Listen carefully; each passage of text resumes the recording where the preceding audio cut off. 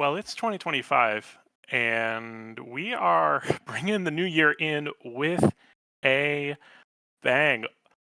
Welcome to ROM Hack Races, everybody. I hope you're having a great day, morning, afternoon, evening, whatever time of day or night it is for you. I'm glad you're here, and we are very happy to have you here, and we are very excited to see what you've got in store for you tonight. My name is BD. I'm happy to be serving as your host as Glitch, our normal operator, well, he's in Pittsburgh for AGDQ. So while Glitch was traveling and Glitch was able to get to where he needed to be for that, I'm going to be stepping in. I'm going to be taking the microphone and I'm going to be talking about not another needle level. Our race tonight from IkeSMB, and oh boy, we have some fun things to share with you about this. Execution, that's right, this is not a typo. 10 out of 10. Also, to be fair, this is not a unusual 10. This is a straight 10 for execution. However, for complexity, it is just, well, I say just, we have a 4. And it is one long level, no breaks, no gimmicks. There are checkpoints though, so we're not having to do this whole thing in one sitting. This is not a gauntlet level. This is not gonna lie, this is a very interesting, very exciting, very challenging level to start the year off. And we have 7 racers here to help bring this year into completion and into a very exciting start. We've got Bunker Games 82, Endless Ascent, Germ Dove, Jank Pickle, Louis Doucet, Mangort, and You Fail Me. And there's Glitch Big Eye, hello. Greetings from GDQ, or greetings to GDQ. We are going to get things started here. Thank you so much to Citrus Gremlin for helping us scout, and thank you as always to the lovely Dot. What's up, Dot, for being our restreamer, manning the ones and twos while we jump through some spikes. And we will be jumping through a lot of spikes. What's this level going to be like? Well, we'll get into it, but it's not another needle level. That might mean something to you specifically, and if it doesn't, you're about to find out, because we have a really exciting race that's getting ready to kick off. We've got Bunker, Jank, Mangort, and Fail Me starting in 3, 2, 1. Video games. Let's have some fun, everybody. So, does that noise sound familiar to you? That little sound effect you may have heard. Mario can walk 1 extra pixel out on left edges and one more pixel into the right side of blocks before he touches them. Did you know that? If you didn't know that, now you do. Because we have a needle level. It's not another needle level, it's a needle level. And look at that little guy! Look, he's such a little guy! That's we need more little guy. Endless Ascent has found the wrong level. This is not the level you're supposed to be playing, but look, we get a nice little guy here. And that is very much not the level we're supposed to be seeing, but we're dealing with some technical issues. No worries, we will get that sorted on Endless side. Endless has entered Yoshi's Island 1 and is showing us off, but what do we have? Okay. We have Bunker, we have Louis, we have Mangort, and we have Fail, all working on a needle level. When we said this was a 10, we weren't talking about monstrous shell tricks. We weren't talking about very complicated.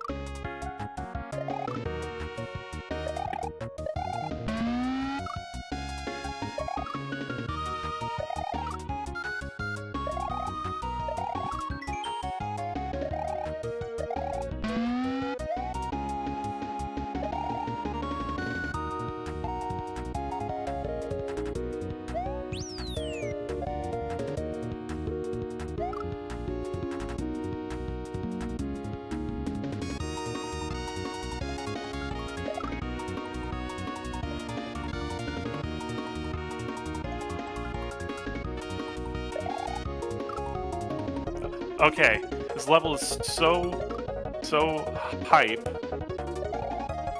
that it killed my microphone for a brief second. We're back. We're back.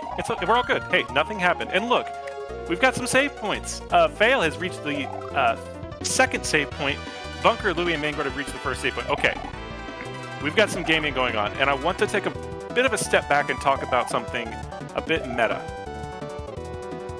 So, as you may have guessed, if you're familiar at all with the general idea of a little game that came out a few years ago called I Want to Be the Guy, then you may be aware that the community around I Want to Be the Guy also has a very rich, very robust, and very lengthy history of fan games. In fact, a lot of times when we say the word fan game, what we really mean is specifically I Want to Be the Guy fan games, including a very particular one called Not Another Needle Game, which, as you may guess, takes all the troll, takes a lot of the unfair, takes a lot of the unreasonable asks from the player, and sincerely just makes it jump through some tight needles. Thread the needle, if you will. And so that's what we're doing here. We've made Mario such a little guy to help Mario fit through some of the eyes of these needles. And we are going to be doing all jumps, no breaks. We are jumping, and that's it. That's all you need to do. Is there a way to tell when a block is going to disappear when you touch it?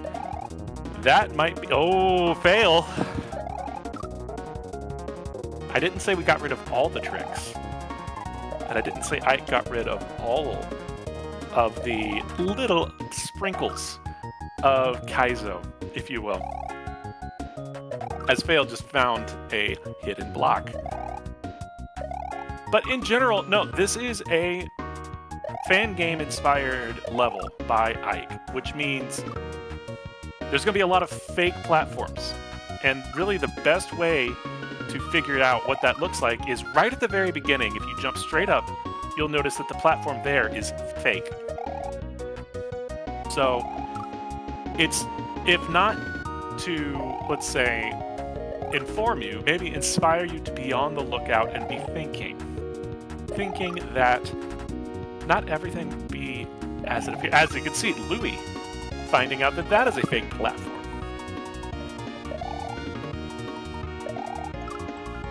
And see, Alamate, this is something that I find so cool and so interesting about precision levels specifically. Louie and You Fail Me are at the same point, and you're seeing very different approaches to some of these jumps, very different ideas. We are talking pixel differences in these jumps, and truly, these jumps are going to come down to pixel differences. One of the reasons why it's so cool to me is because we're seeing pure precision for the most part. Like, this is very little is here that's going to mess with the player. It's going to make them think. As you can see, Fail getting a save point, hitting the fourth save point. I believe, yes, Fail is in the lead. So Fail here approaching this, and now we are seeing not just jumps, but regrabs. So Fail is going to line up this regrab here to try and clear through the eye of the needle. And I want to give a huge thank you specifically to Mason and to Mythrillionaire for testing this level for us. This was a very, very different kind of level compared to a lot of the ones that we get. And I want to really thank Mason and Myth for stepping up and helping put these things through the rigor that they need to go through for ensuring that our racers are going to have a good time. Yeah, it's Myth. It's hard. Smile. So big thank you to Myth and big thank you to Mason for putting the work in to help test this out. And I want to really give it to, as we see Louie also joining us here on this regrab checkpoint. Something Ike did that was really, really helpful here is you'll notice just how fast this retry is. Look, where we, look at this. Look at where Louis ended up. When I said this is just one big level, I truly meant that. This is just one big level, which meant we are wrapping around ourselves. We are back in the beginning, and that's the same false floor that racers found when they just jumped straight up from the beginning. So one of the neat things about making Mario such a little guy, other than the fact that just look at him, he's such a little guy, it's so cute, is you can do a lot with less space because Mario is smaller, and therefore everything takes on that kind of scale. And it's really cool to see things like this really custom fast retry and how helpful it is to help racers immediately get back and try a trick again. Because you'll notice Louis cleared it, but Louis made the mistake of going for that bottom platform on the left, which is the false platform that will take you right back to the beginning. So what we're having to do with this trick is do this double jump regrab, and then regrab again to clear that sort of double spike and land on that platform underneath that left-facing spike. And you can see Louis starting to feel out that, and you can see Fail also starting to find that hook, starting to find the trajectory that's going to get them onto that platform. It is, no joke, incredibly hard. Alame, in terms of whether the physics are changed, I can speak to that more directly, or Myth and Mason. My impression of the time I spent with the level personally is the physics are locked in. Like, the physics are the same as they would be. So jumping, regrabbing, yes, I confirming that. The physics are unchanged. The only thing that has changed is the size of the player character. So all of the jumping that you've built up, this muscle memory, you're losing your normal visual cues for it, but the physics themselves are unchanged. So this isn't a matter of having to relearn how to jump from scratch.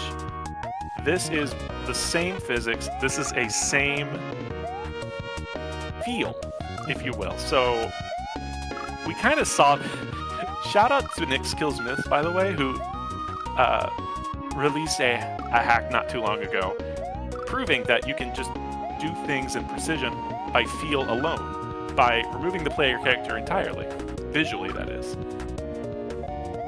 This is not nearly that extreme, but it's a similar approach, which is, this is a feel level. This is a get your hands on the controller or the keyboard, however you're playing, and really feel everything that you're doing. As you can see, Mangort, knowing it, and is getting just incredibly close to that, clearing that platform and landing in.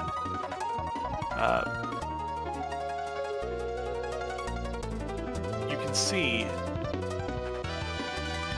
you can almost see people's brains working as they feel this out. As Germdove, unfortunately, having to do a reset. But to Ike's point, the checkpoints there is a built-in save feature, so that if people do need to reset or do take a step away, so there is select to save on the overworld. I don't know if Germdove was able to get to that. No, Germdove, unfortunately, having to start from the beginning, but knows what to do. And look at immediate, almost, and just immediately getting, almost, well, come on, you can get there. There you go. Getting that checkpoint back. Look how it's so fast. So Louis and Fail right now are both working on this very, very hard regrab. And this is one of the kinds of difficulty that you really only recognize if you play. Louis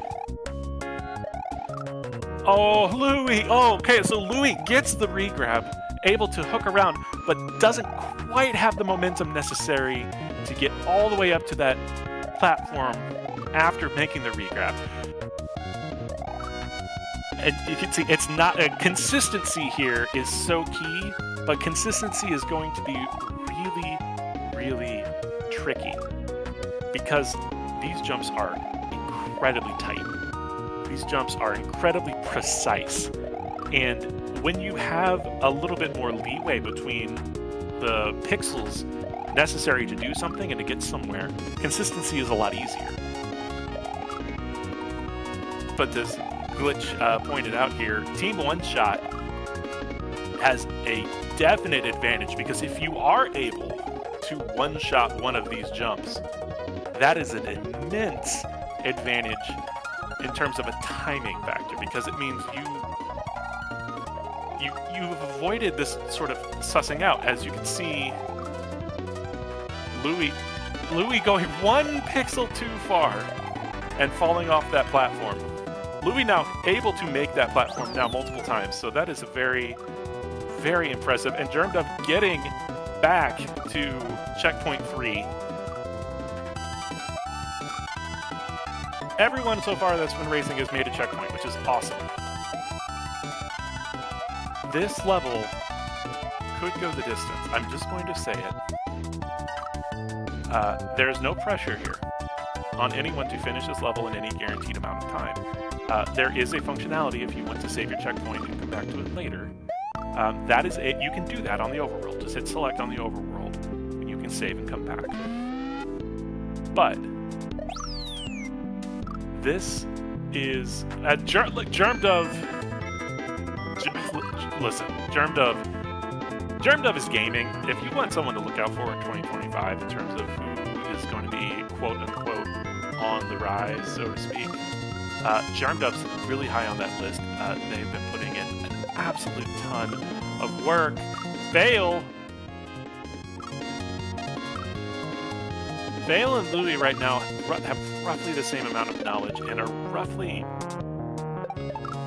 I want to say equal. They're pretty much neck and neck in terms of knowing how to do this regrab.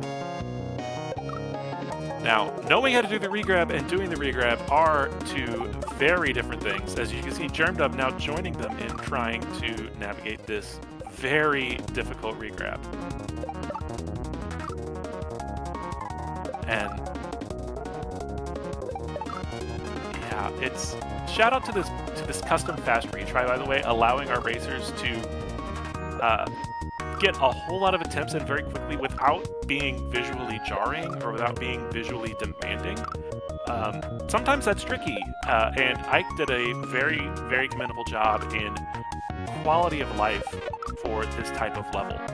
Smoothing out the retry, making it both fast and responsive without, like, sudden visual changes. So big thanks to Ike for the care. And if you know Ike is incredibly passionate about this type of level. Yeah, and so Ike, with a shout out in chat if you're watching this back, to the absolute ASM legend and incredible longtime contributor to the entire SOW ROM hacking community, the Biob. The Biob is the source of this retry that you're seeing here, and huge thank you to everything the Biob has done for this level, but also just for years and years and years of really awesome stuff. And Fail making that first trick. Now, Fail. Oh! Okay. Let's process what we all just watched together on Fail's stream. Fail's screen. Apologies, that's a different person entirely. Fail making it up that platform. And Fail getting that first sort of tuck in under the spike, but accidentally goes 1 pixel too far and clips that spike on the way back down. And you can see Fail's back up there. That is so, oh my gosh, that is so precise. That is such a precise jump, and Fail has just, in rapid succession, gotten it twice, and is starting to make this regrab look very doable, which it is, to be clear, but it is hard, and it's a testament to all of our racers that we're able to get to this.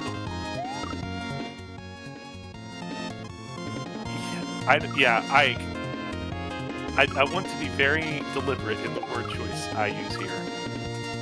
I want to be very careful because it's, for me to say such things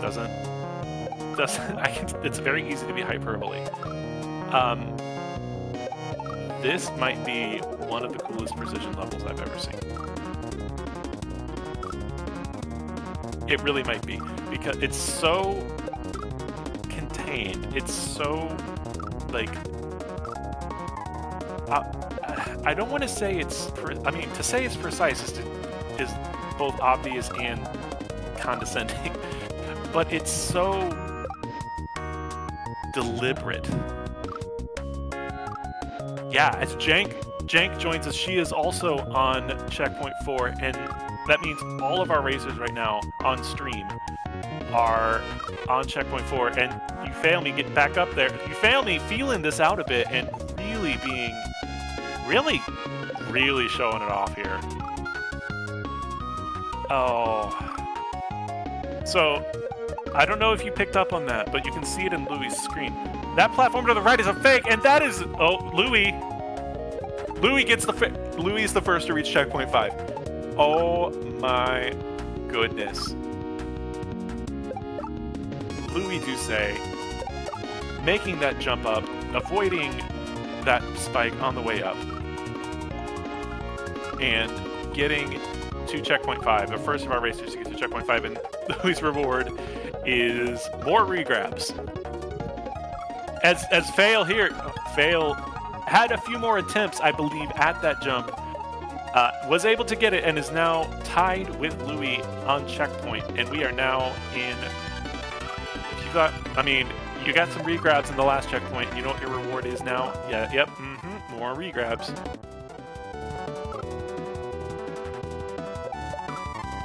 We all love regrabs here.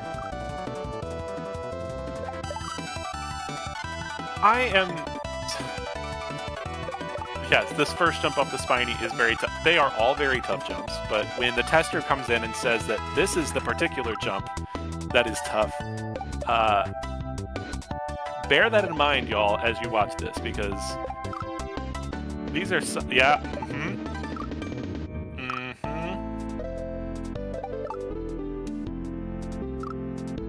So I don't want to speak out of turn. And so I'm asking either if Ike is in chat to answer this, or if one of the testers is in chat.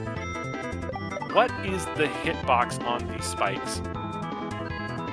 Is it as it visually appears, or is there a difference? Because I want to be clear in what I'm saying, and I don't want to screw it up. So if someone could speak to what the actual hitbox is on these Doritos. Yes, they are Doritos.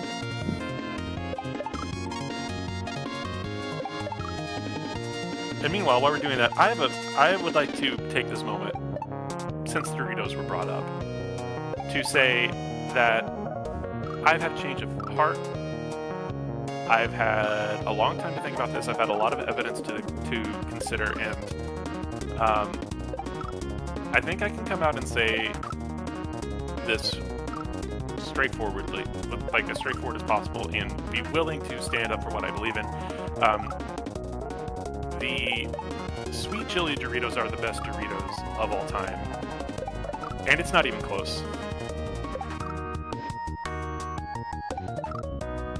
Oh, and if you disagree with me, I appreciate you, I love you, you're wrong. The spike hitbox is pixel perfect.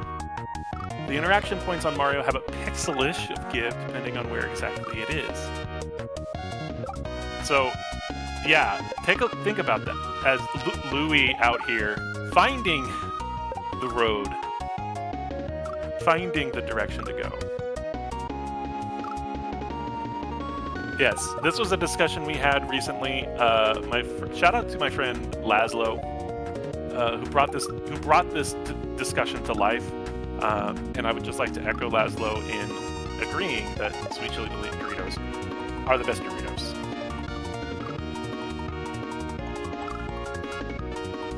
And if you disagree with me, I would like to counter with the point that they are actually vegan, which is a rarity compared to other types of Dorito. But yes, they are vegan. And as someone with a vegan partner, that is a very, very good thing.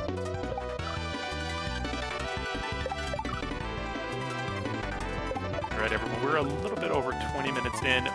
If you're just getting here, this is not another needle level by IkeSMB. And yes, you may have heard, and it's true, this is a 10 rated execution level.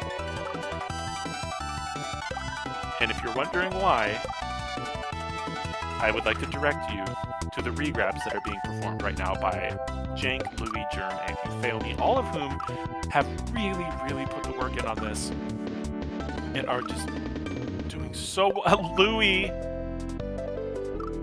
if you're wondering what the roadmap is on this regrab, it is you have to make sure that you don't clip those Doritos directly overhead as you spin jump up, come down, land on the spiny in between those two Doritos underneath you, bounce up, regrab over to the left, fall down, and hit the spiny on the, with your same spin jump, and then bounce up over and land on the right.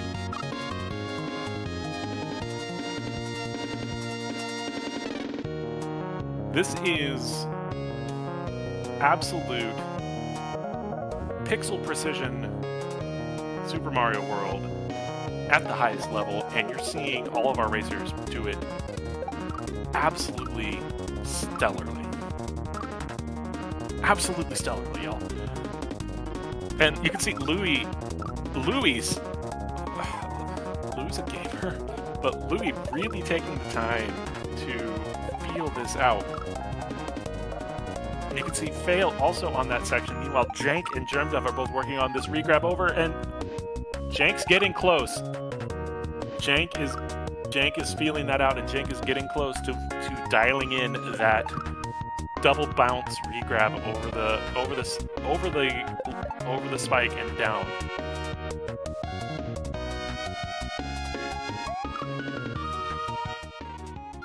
Okay, y'all, this is... I want to take a moment and talk about Kaizo difficulty, because I think it's usually really hard at Louie sizing it up. Louie making that extra regrab over the spiny. Now the follow-up dismount. Louie. And that's the thing. It's a desert bus scenario. You can't drift that far off the road. So even if you're trying to line up and get a feel for what that regrab is, you still have to maintain your positioning so that you don't accidentally veer off too far to one side and catch the edge of a diagonal. But difficulty in Kaizo. I think there are a lot of different ways that something can be very difficult.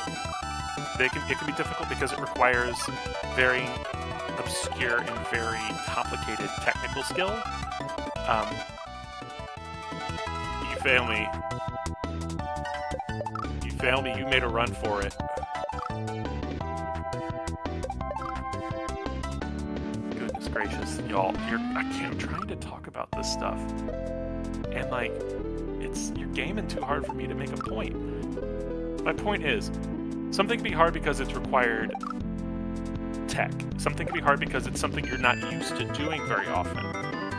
But in this case, this is maybe the least, I don't want to say flashy, but probably the most pure form of difficulty there is in Kaizo, which is, can you control the plumber in a way to do something incredibly specific? And in this case, we're talking about specific to the pixel. How well can you jump, man? As Louis went for it a little faster that time and almost made it. Meanwhile, Germdove clearing the spike, but not quite getting over to the left. Jank also not quite getting over from the left.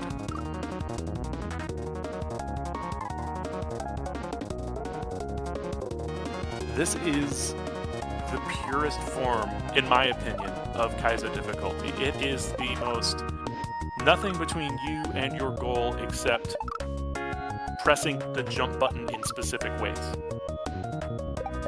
And like, yeah, the complexity here is all baked in jump routing and regrab measurement. It's not a matter of like interpreting tech. It's not a matter of knowing or being more familiar with advanced item abuse or advanced enemy manipulation. It is jump. Now, these are very complicated jumps. I don't want to belittle that. I don't want to sell that short. But it is a complexity that is present. Like this is pure, bare, put exactly in front of you what you're expected to do and ask you to do it. And Ike has asked our players to do something incredibly precise. And so far, all of, I want to be clear, you're seeing Louis and Fail a checkpoint ahead of Jank and Germdove. All of our racers are at least to the point that Jank and Germdove are at. All 7 racers have made it to this double bounce regrab, and that is huge. So, major shout out to our racers for coming out for a very scary number and putting in incredible work.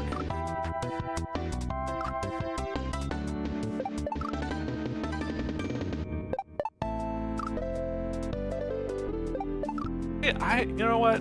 I really do think we need more little guy Mario. We do have little guy Mario in terms of like the mini mushroom power up from LX5, which also sneakily was used in the SGDQ relay for D4 and Dan's level, which you may or may not have heard of. Shattered Reality. Oh, Fail almost. And I think Fail almost just getting it like off the right off the bounce. And I think that's something that I think Fail is going for in a way that Louis is not. Louis is taking a moment. Yeah, Louis is, and you know what? It works for both of them, so I'm not going to donk it. Louis is more measured in this, so taking a moment to pause, collect himself, and evaluate that regrab off the bottom spiny. Fail is just sending it. And if you're familiar with weightlifting, it's like the difference between a clean and jerk and a snatch. Like one is a segmented, you do one thing and then you do the next thing. And the other is a continuous, go from the floor over your head motion. Both ways will lift the heavy weight over your head. And it's just a matter of what are you most comfortable doing. And it seems that Louis is being a little bit more measured and segmented in how they approach this jump, whereas Fail is just continuous motion, bounce, regrab, bounce, land. And again, both do the job. Both will do it. As you can see right there that difference. Like Fail immediately bouncing off the spiny and Louis taking just a tiny bit extra to size up that next step. And so,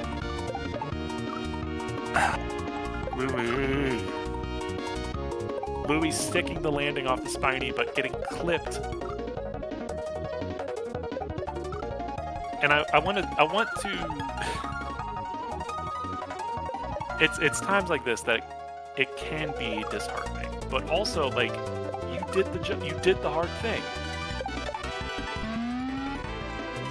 this level is all about doing the hard jump, but it's also about not letting yourself lose your guard or drop your guard, because all of like what's after that next jump, another very precise jump, and it's all kind of leaning together, it's all kind of blending together, and it's very easy to just like focus on the one thing, like all right, I landed the regrab, cool, now you got to do it again. And now you have to do it one more time, and now you have to do it and then not lose track of the next jump after it. You can kind of see this exact sort of thing play out on Jang and Germdev's side with this double bounce regrab, because they are putting so much good effort into pulling this off and sticking that landing, knowing that immediately following that landing they have another difficult jump they have to do. And German's getting so close. German's getting so close to sticking that landing.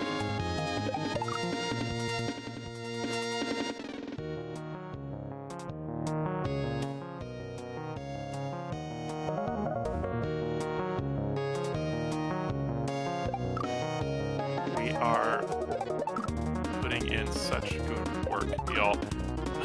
Louis and Fail both are truly,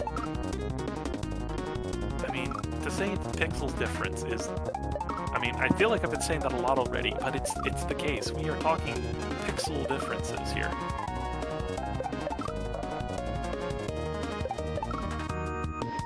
And I know, Glitch, I know you're enjoying this in GDQ, but I remember when we had Mars's precision level and we were able to get into the absolute nitty-gritty of what might seem to be the most minute of things about Mario and how Mario interacts with platforms and objects. And that was so cool. And this is that really highlighted, because you are now making, effectively, you have drawn more attention to the individual size of the pixel by making Mario such a little guy. Like, it's easier for this size of a Mario to feel what a pixel feels like compared to one that's twice or 3 times this size. And so it's tactile. Like, you can feel these jumps. And you can see, like, it's something. One of the things that gets used a lot for an analogy for Kaizo, and specifically for playing Kaizo, is rock climbing. In terms of seeing a problem, knowing what to do to solve that problem, and then sending it. In that, it can be very tricky sometimes to figure out what you have to do, but once you figure out what to do, it's very easy, or relatively easy to do. In this case, this is a very straightforward what there is to do. It's just doing it is incredibly hard. As we're gonna bring Mangort in, because I think Mangort has made it. We now have 3 racers on checkpoint 5.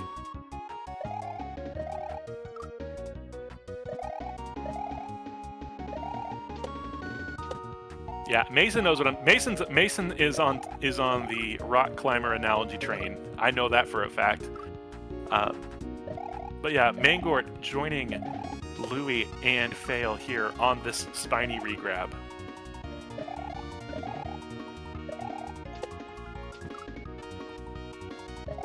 I don't want to say Fail is getting so confident in this first regrab off the spiny. Like, Fail is just sending it. And you're starting, you can really see sort of the measured differences between Louis, who is much more like one step at a time, versus Fail, who's really flowing.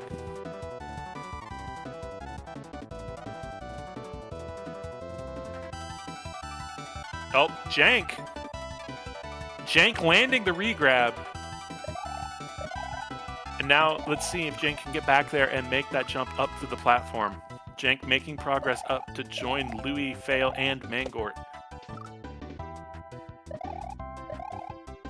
Fail, still trying to make that continuous motion.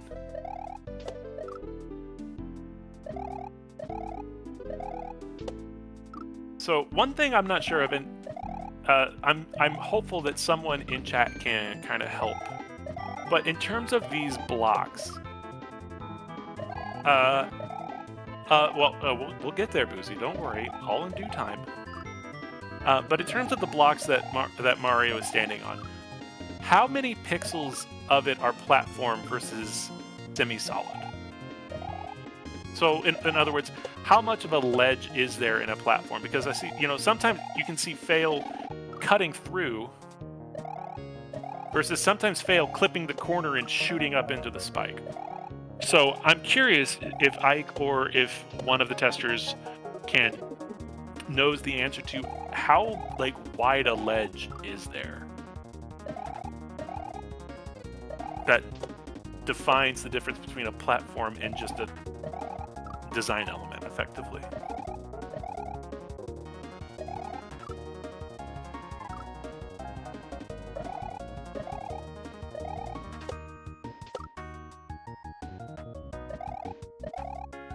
It's so close, y'all. This is so precise. This is so incredibly precise that we are talking literal pixels of difference. The ledge is also pixel accurate. That's why Ike squared off the ledges. Okay. That is interesting. And it's something that, so for me, that is a very fan game design choice, because fan game blocks are also squared off like that. But the fact that they are square makes it... Oh, Fail! Fail! Oh boy, Fail. Getting the H, clearing that... Oh, finding a flake platform. So, hey, Boozy, you were asking, did you spot water up there? You sure did. What's just as fun as precision jumping and precision regrabbing? Let's try some precision small Mario swimming.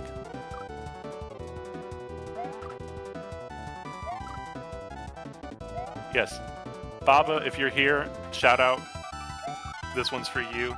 If you're watching the VOD after the fact, shout out to Baba Yaga. We have precision swimming. So Fail clearing those last jumps after that really spiky... Look at this swim. Y'all. Look at this swim.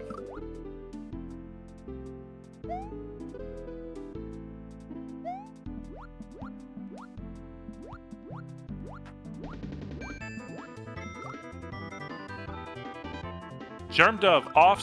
So we have Germdove joining Mangort, Fail, and Louis on Section 5. Y'all, the gaming that's happening tonight is absolutely off the charts. These are incredibly precise, incredibly technical things, and y'all, these racers are just crushing it. We are 40 minutes in, and Fail is 6 checkpoints in. And now starting this item swim, and it should be stated that this jump that Fail's doing to get up to just make the jump into the water, not free at all. That's a hard jump to make in and of itself. But we have some very precise swimming happening here. Meanwhile, Louis still trying to feel out that spiny regrab. Meanwhile, Fail. Okay. No easy jumps here whatsoever. This is very... This is where you and your controller become best friends. Because what we're doing here with swimming, and it will happen again with Ida swimming, is you need to know, and you need to be able to feel exactly how far Mario will go when you press left or right on your controller. Because we're talking the path that you have to swim here. There's no, like, as we were talking about earlier, and Fail already making it as far as he has. We were talking earlier, so if you're just joining us, these spikes, these Doritos you're seeing, are pixel accurate as you see them. So there's no weird spike hitbox you have to deal with. It is what you see is what you're trying to avoid. And so what you're trying to look at is that swim path. And if you struggle with looking at 4 streams at the same time, what I would suggest is just pick one. It doesn't have to be the leader. It can just be any one stream, but just really focusing on that and just interpreting the things that are happening. Because look at the swim path that Ike has asked our racers to take.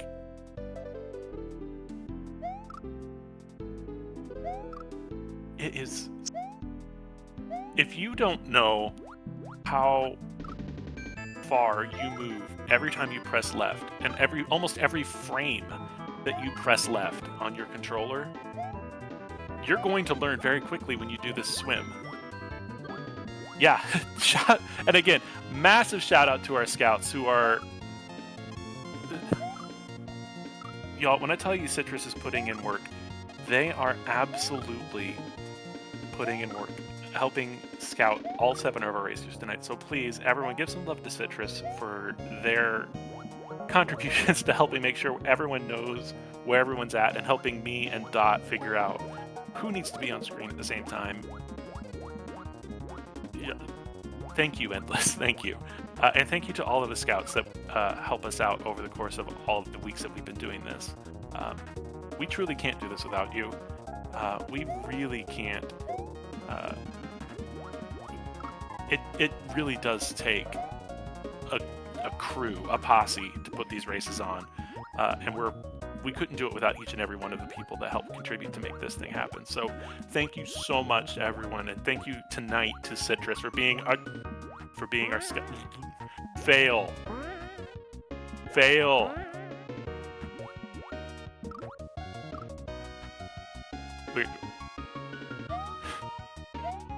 Okay, we are now lifting the spring of immense proportions.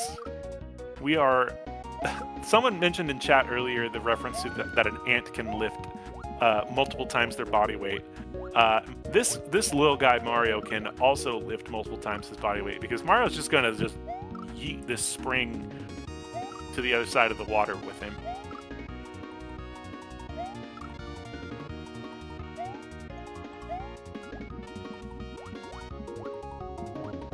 And we are back at the water level. So let's see. Look at that. Look at how and y'all.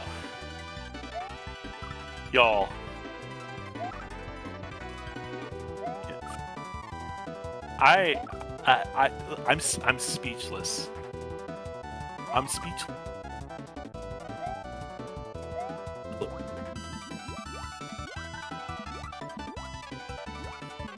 I truly can't. Yeah. Well, it is easier to lift things in water, but I'm not talking about that. I'm talking about Fail getting back there so fast. Figuring this water section out and build it. Look at the consistency. Y'all, the consistency to get that far. That's so good.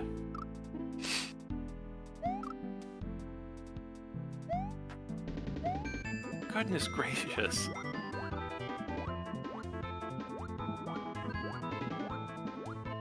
If you're just joining us, welcome in to ROM Hack Races. I'm BD. I'm filling in for Glitch, who is enjoying the cool breezes of Pittsburgh, Pennsylvania right now. Oh my. Oh my.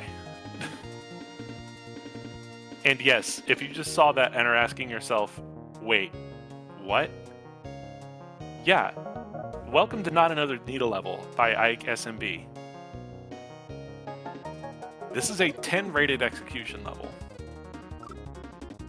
It is a 4 rated complexity level. And yes, a couple things you need to know. First, Mario, just a little guy. Just a little guy going about their business. Second, everything is basically pixel precise as it appears on screen. So the ledges, the spikes, they are pixel precise to what they look like. So this is a precision level in the style of I Want to Be the Guy fan games, in the style of Not Another Needle game. And this is one of the coolest precision levels I've ever seen. One of the most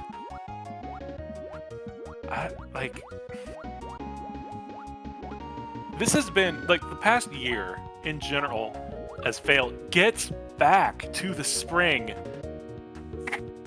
and that item swim, y'all, we'll get there. But I want to say real quick, the absolute revolution that has happened over the course of the past year plus in precision.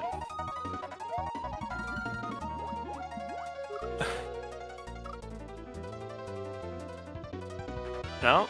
So there's a hint from Ike.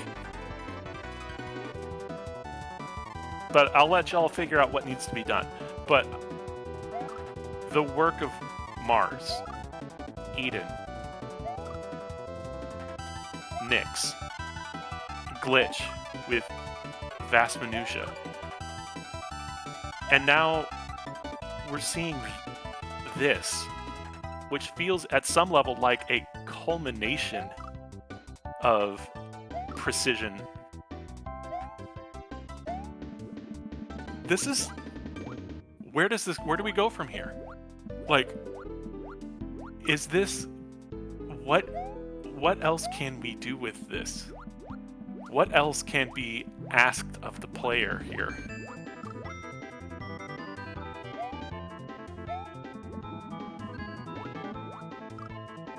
It's so inspiring. It really is inspiring. And it's inspiring to see it designed, and it's inspiring to see it played.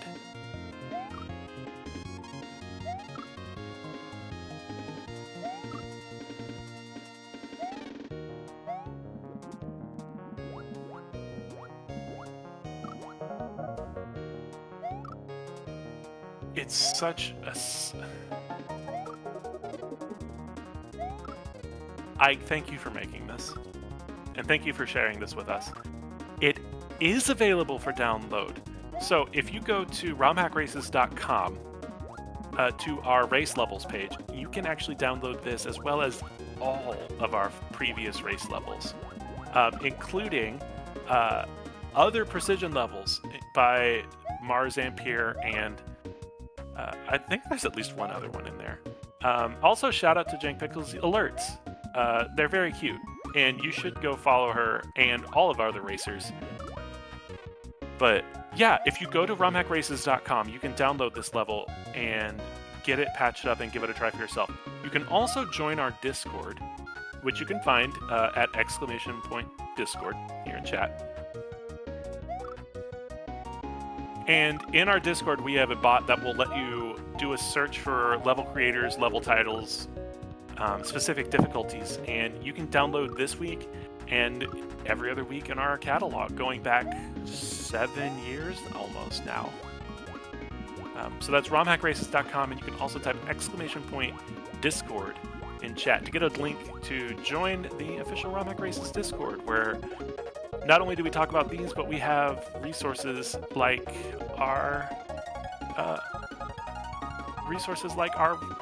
fun, exciting base ROM that is maintained by Amper and Underway, and helps give creators a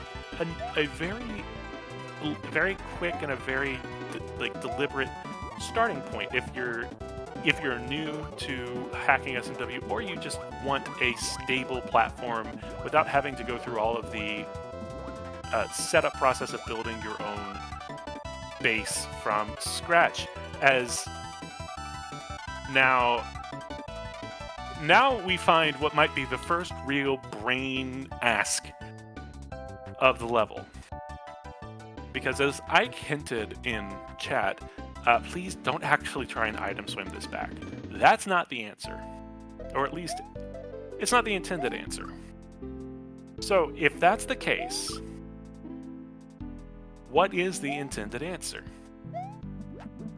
I will let you try and figure it out along with our racers, because we've got one racer, Fail, who is actively trying to solve this question. We've got a few other. We've got Louie, we've got Mangort, we've got Jang Pickle, who are all getting very close to tackling this question for themselves. Yes, that swim though. Terrifying.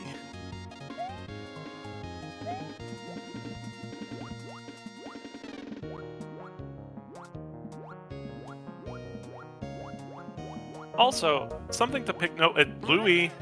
Oh, no, Louie.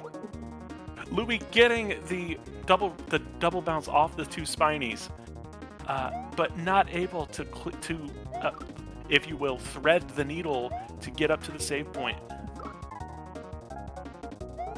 That is where we get the phrase needle jump from, and that is why this is not another needle level. Because if you got to pass Mario through the eye of a needle, you've got to be very precise in how you line it up.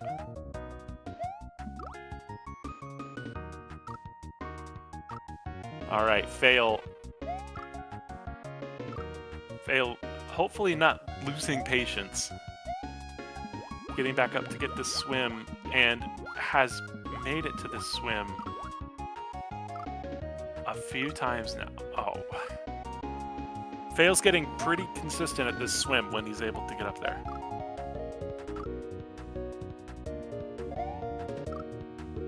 Are these spikes fully object permeable? That is a great question.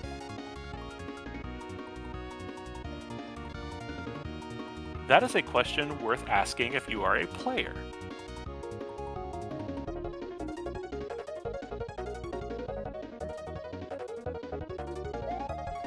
It's worth experimenting to try and find out in this case.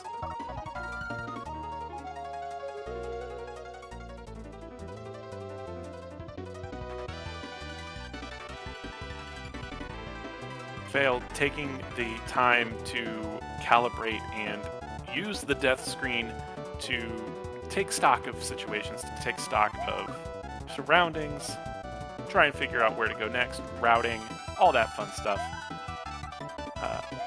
If you couldn't tell, our racers are controlling when they retry. They do get the choice to tap the jump button and get back in as fast as they want, or if they want to take it slow and take a look at things, to slow it down.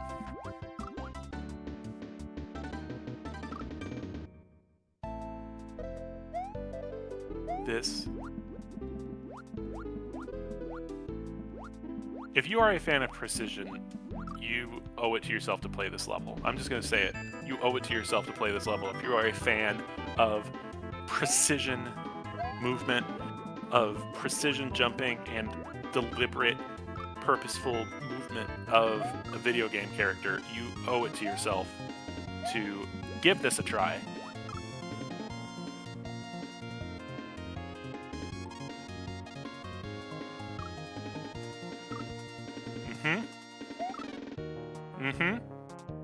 Like I said, these are questions you need to be asking yourself. And Ike in chat is certainly giving you something to ponder while you make that consideration, as Fail getting back to the... So now, maybe that will answer your question.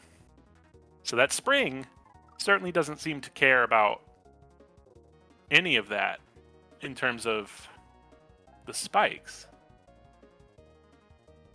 So, with that in mind, what are you going to do with that knowledge?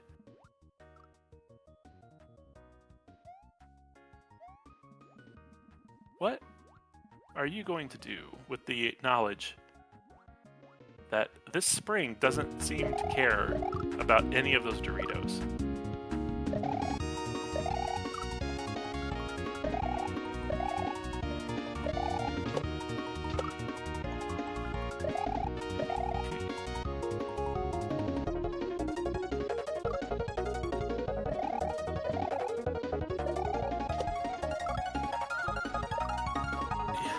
Absolutely legendary performance of level design and tiles occupying the same space by IkeSMB. And I think if Fail's not going for the full item swim, I think Fail's at least going for a part of it. So let's all find out together where this ends up.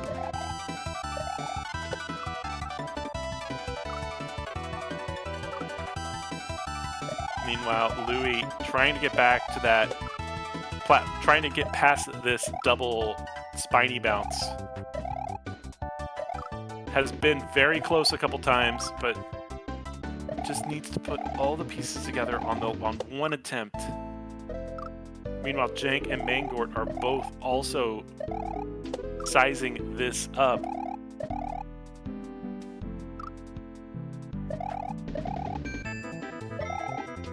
Yeah, and look, Mangort doing something very smart. Mangort sees those two spikes directly above, and notices that there is a gap in between, or at least there appears to be a gap in between that potentially a Mario could fit through. A little guy Mario could fit through. Doesn't appear that it actually exists that way, but. This item, like just picking this spring up is such an absolute like complication to precision, because springs and items don't play nice with like sitting still. It's very hard to be still underwater in Super Mario World when you're holding anything. Yeah, no, absolutely should check for the cheese. 100%. You see it, you think you can do it, it's worth attempting to do.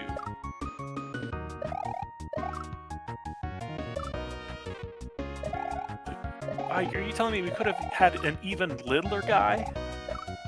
Well, a guy so little it breaks the laws of physics? That is more little than we can possibly comprehend.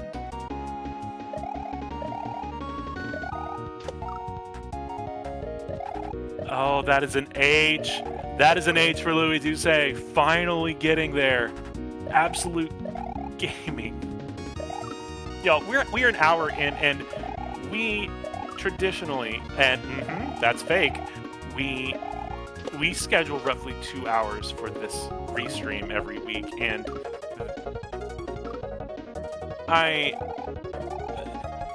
don't want to say that it's I don't want to listen. The fact that we have every racer that has joined us is to the point that they've made it in an hour. Y'all, huge, massive respect,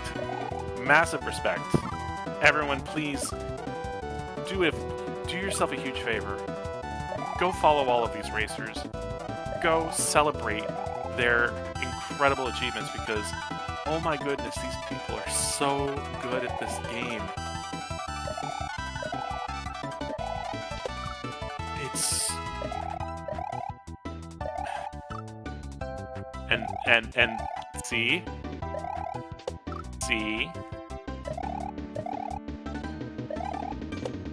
Fail is learning. Fail is adapting. Were the racers told how many checkpoints there were? No. we did not tell the racers how many checkpoints there were, in part because this level is... when I was looking at this level and I was like trying to think about how to talk about it, how to display it, it really is one continuous level that we've added checkpoints to help with racer safety and continuity. Louis and Fail are both so... All right, now Fail has landed a spring, and now the good news is you don't have to item swim back through those spikes. The bad news is you still have to swim through those spikes to get to the spring you just threw. And y'all, I would like you to take a moment to see what is on the other side of that water. What our racers are going to have to do when they get that spring over there. I just want you to take a look at that, and I want you to consider that. Look at that. Yeah, see, Louis showing it off for you. Louis going for the... Oh, Louis. Remember what we said earlier about if you see cheese, you should always check for it?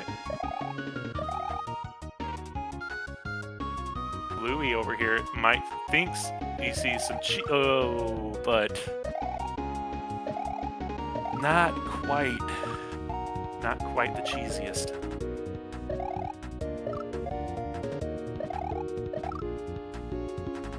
We have You Fail Me. We have Louis Duce working on the 6th checkpoint of this level.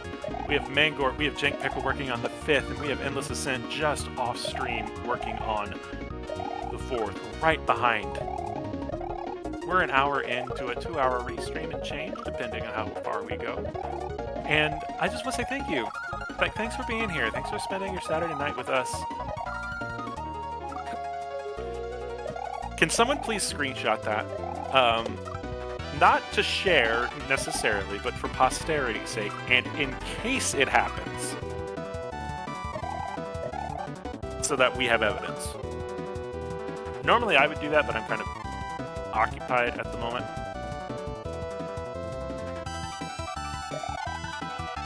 You don't need to item swim the spring to the right. How can you get the spring in the spike bucket? In the spike bucket, excuse me. So you don't. It turns out that just because Mario here, who is, by the way, just the littlest guy, and I would like to take a moment to thank the universe for showing us little guy Mario, but Fail's going to show you how to get over. Well, that's on me. I ruined that for Fail, and I take full responsibility for that attempt.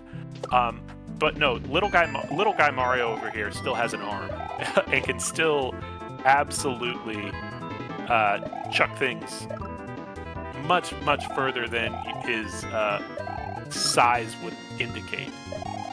But Louis is getting close, and I wonder if Louis is going to know what to do, or if Louis is going to take a. Yeah, Louis was going for the swim. And yes, I think, to Ike's point,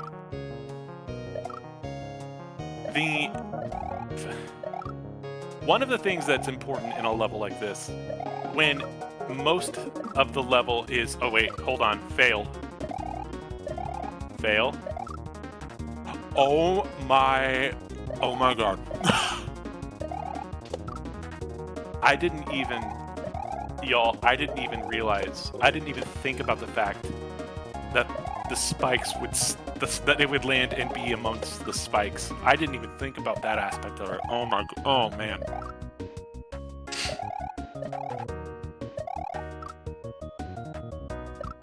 Wow. And Fail getting back there. Almost. Louis almost like... Oh, these are Doritos. These are definitely Doritos, Dot. I like Bugles. Bugles are a very high quality road trip snack. I don't think I've ever had Bugles outside of a road trip. But they are a great road trip snack. But these are canonically Doritos. Yeah, and Louis, I think, I think, and see, you'd think the color would look bugles, but I mean, Doritos are not that far off from this color either. And I think if I had to pick straight up between a Dorito of my choosing or a bugle of my choosing, like again, it depends. Am I road tripping? If I'm road tripping, then I might go bugles. But if I'm just chilling at home, or if I'm chilling somewhere, just getting a snack from a vending machine, I think I'm going Doritos. And I don't think this level qualifies as a road trip, so I think I'm going Doritos. Oh, fail. Dying on the turnaround.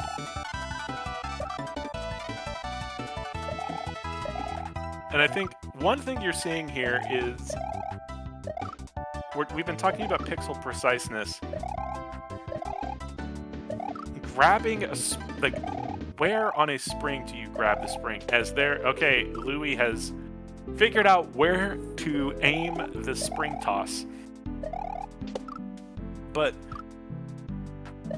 if you were watching Louis was very carefully approaching the spring from the top. And we don't really ever have to think about this because we are usually not little guys when we play. But in this form, something you have to think about is where do you actually grab the spring from? Normally, the spring is either the size of Mario or half the size of Mario. And it's a moot point because you don't have a choice. But this is different. This is approaching an object bigger than you, picking up an object that is twice your size. And so you have to think about, can you grab it from the top? It doesn't appear that you can.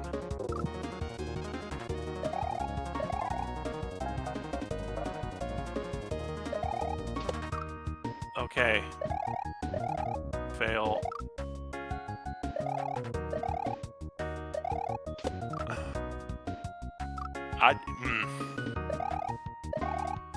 So let's talk about this. Unless I'm mistaken, the two spikes directly over, like that spike pit, are perfectly lined up. So if you line yourself up in the direct middle of those two spikes, theoretically you should be in the direct middle of the two spikes underneath it. And that would theoretically allow you to do a full bounce off of the spring without clipping the hitbox of either spike. But again, we're talking so precise. And yeah, flips. Yeah, think of it like a bugle is like a conic Frito. And like they look like little like the paper cups, like the conic paper cups. They kind of look like that, but smaller. And the gimmick is like, well, I don't know if this is the point, but I feel like it's the only thing people do with them. You can put them on your fingers and like pretend you have claws. And yes, you heard correctly, Alame. That's an H for Jank Pickle. So we now have another racer getting ready to start this swim. So yeah, you get bugles. They're corn chips. They're nice, but like I feel like people get them to put them on their fingers and make the joke. Like, oh, I've got bugle fingers. Chat, please raise your hand in chat, or raise your hand in real life if you have ever given yourself bugle fingers. I will start the process by admitting that I have, yes, given myself bugle fingers.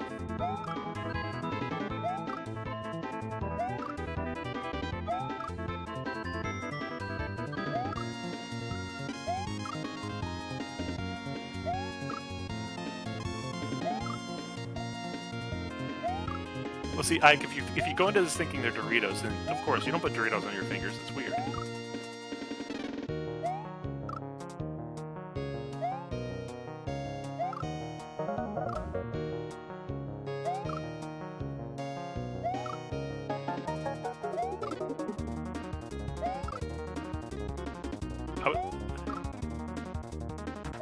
Yep.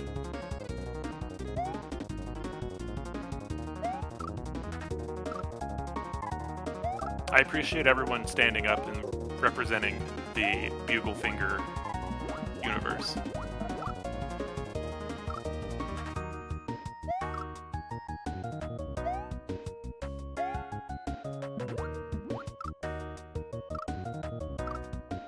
Louis coming back to the spring. Right now, it's an interesting point in the race because you have Louis and Fail, who both know the task ahead of them. You have Jank Pickle, who is very much one step behind, but very, very close, and really just once she figures out this item swim, she's right there with Louis and Fail. And then you have Mangor, who's just a step behind Jank Pickle. This is a very close race as we have Louis going back. I can't talk about this without... This is like peak Caster Curse level. I want to be clear. Like, I feel like just breathing in the direction of any of these racers will curse an attempt. So I'm trying to be chill about it. And yes, I don't think I've ever actually seen bugles in a grocery store either. I've only ever seen them in a gas station or a convenience store. I don't know if it's a regional... I don't think it's a regional thing.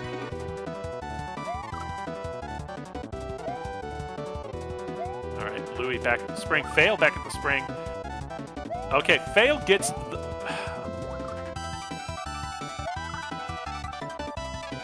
Fail getting probably what could be considered the perfect spring lineup, dead center of the two spikes. And Louis, not quite, but very close.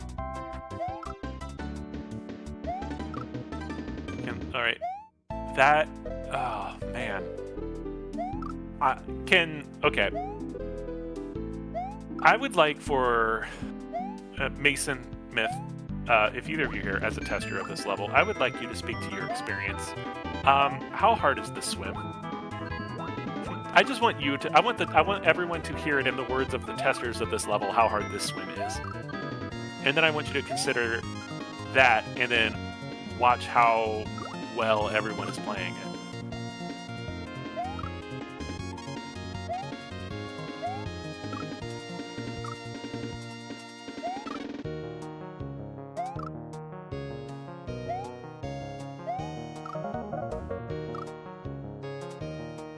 And Fail both taking their time to really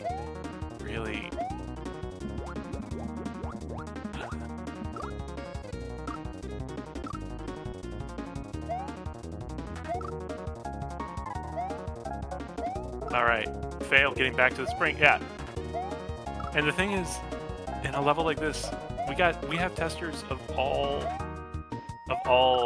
like skill levels, and so for some this might be a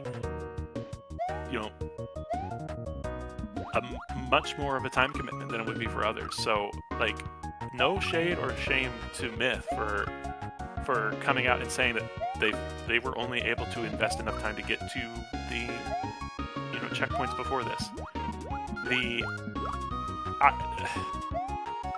This is an absolute brutal swim.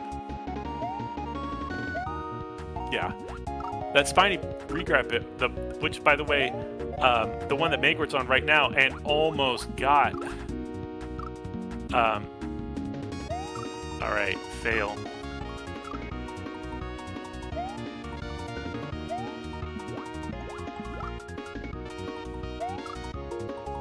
So here's what I will say.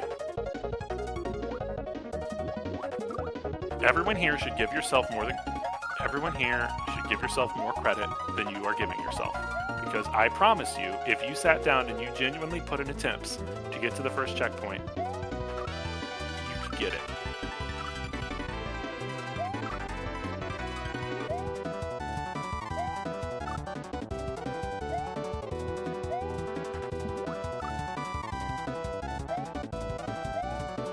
Please don't sell yourselves short. This is the kind of level that everyone who's ever played Mario can relate to. Because if you've ever jumped as Super Mario, if you've ever swam as Super Mario, then you know what this feels like. And it's just a matter of lining up and doing the thing that is asked of you. Now, that thing just happens to be just incredibly precise.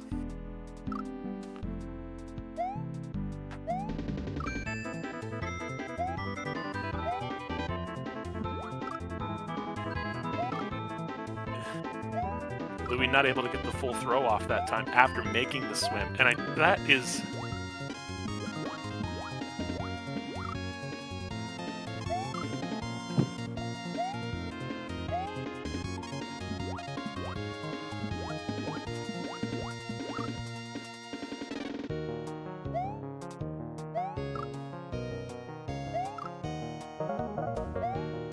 Don't want to say things because I don't want to curse any of the attempts. Goodness gracious.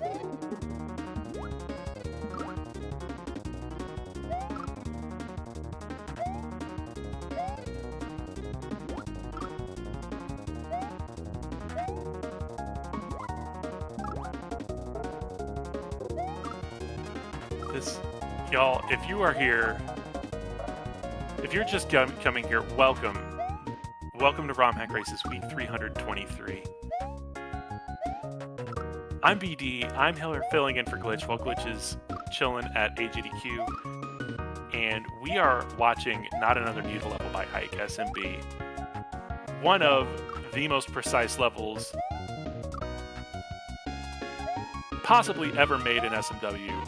Definitely ever made for ROM Hack Races, a 10 rated execution level with a 4 complexity rating, tested graciously by Mithrilian and Mason SMW.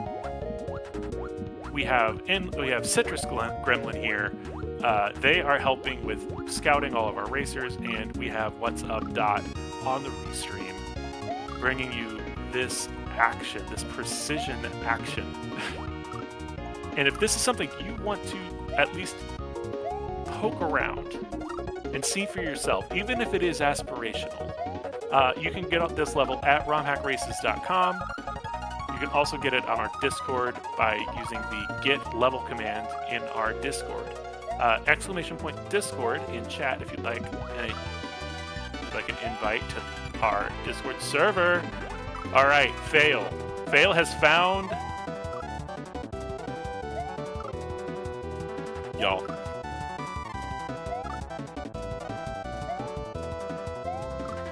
Fail's close, y'all. Fail is very close. Fail found the lineup to avoid hitting the spikes while bouncing on the spring, and so if Fail can get back there, or let me rephrase that, when Fail gets back there, he will have a sense of what that regrab is to clear that last spike. Yeah, I noticing it too. Fail has been just full sending these attempts. Like I made the comparison earlier to, like, in powerlifting you have the clean and jerk and the snatch. Two very funny named things, also, of course, but also two very different approaches to lifting heavy things over your head.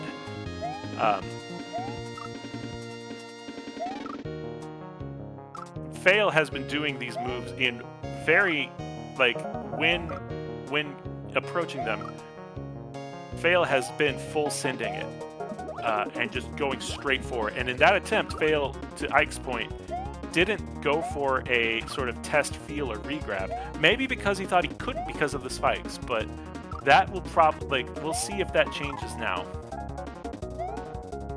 As I think, okay, Louis again going for the I don't know if that was a serious attempt at the cheese or just a missed the spring throw, so might as well practice swimming back, attempt at the cheese.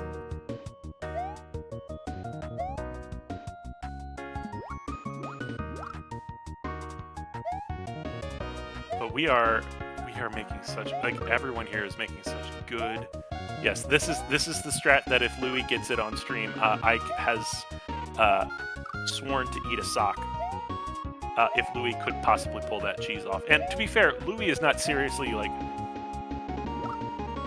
tunneling on that cheese. Like, Louis is going for the spring toss, which is the intended strat. But the possibility exists, and anytime the possibility exists, we have to recognize it and celebrate it.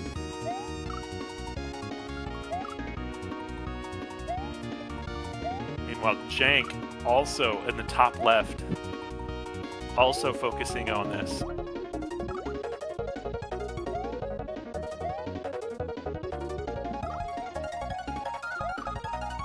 That's true.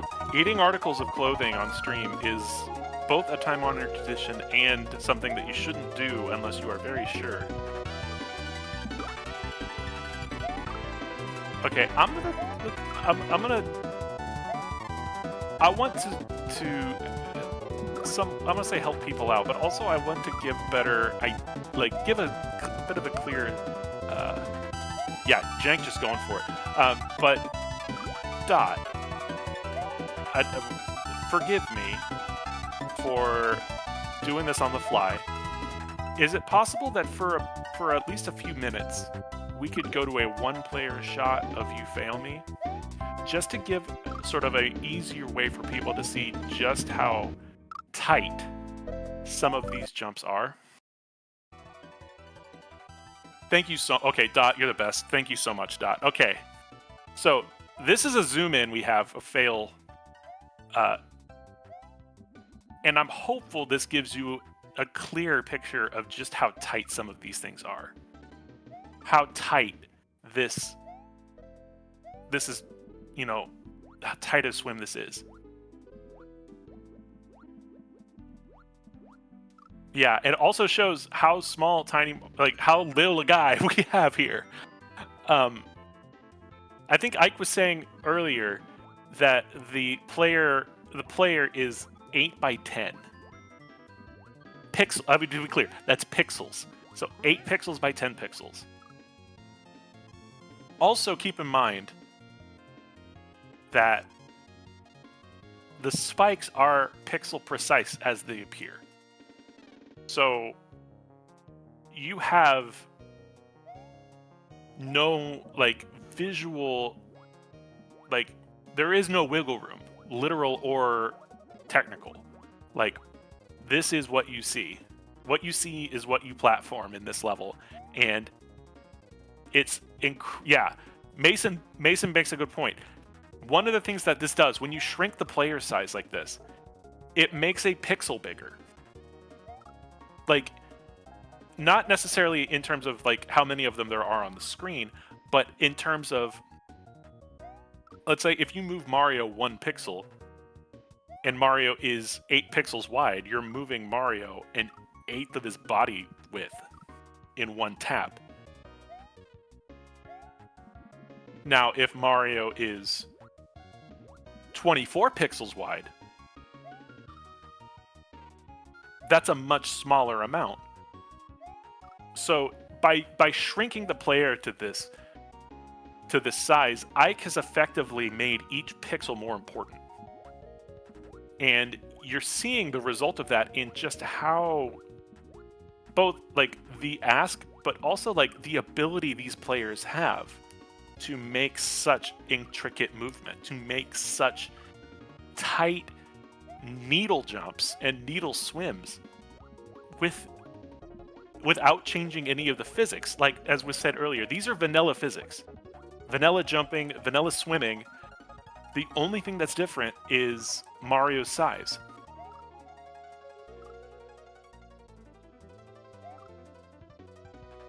And so, as we're doing this,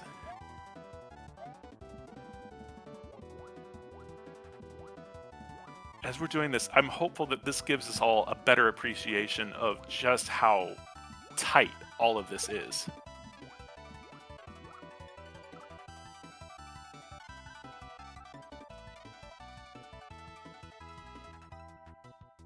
So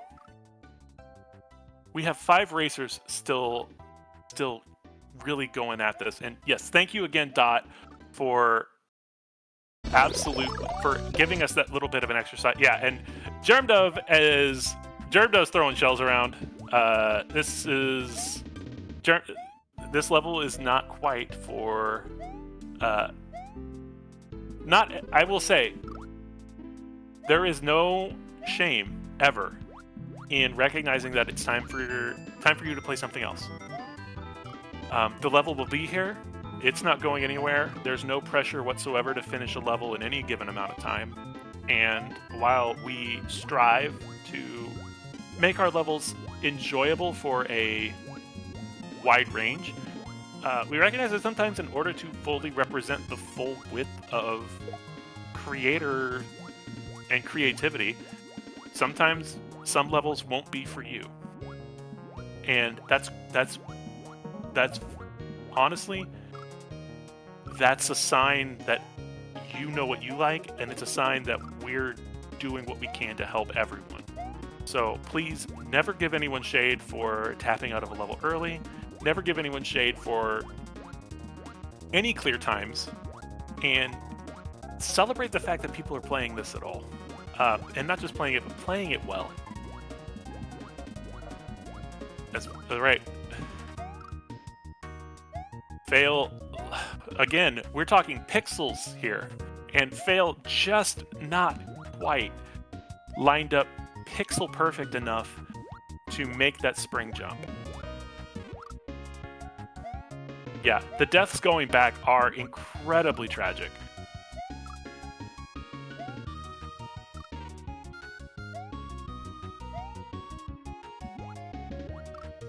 And again, I would like to remind everyone that just this jump to get up to the top, to get up to into the water, just these 2 jumps, not free. Not free at all.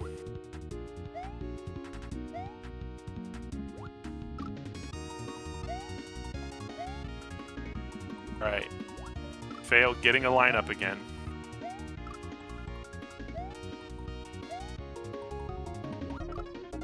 All right. All right, now Fail's got the lineup. Now, there it is. Okay, y'all, can we take a moment and just can a mod in chat do a shout out to You Fail Me just for that section, because goodness gracious. That is one of the H's of all time, and huge shout out to Fail for being a first of our racers tonight to clear that item, that swim. To be clear though, Louis is very, very close. All right, and oh, okay, this is your reward. This is Fail. This is your reward to. This is your reward for clearing that item swim, is this Spiny here. The Spiny is going to be your new friend, and you get to ride this Spiny to the Promised Land almost. And the Promised Land in this case is just another age.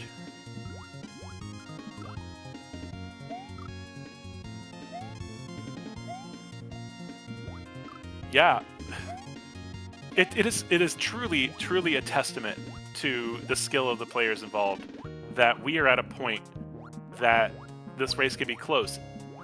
All right, Fail feeling it out. Now, if you can't see, and understandable, this level is uniquely visually challenging to follow for people. I want to be as respectful for that as I can.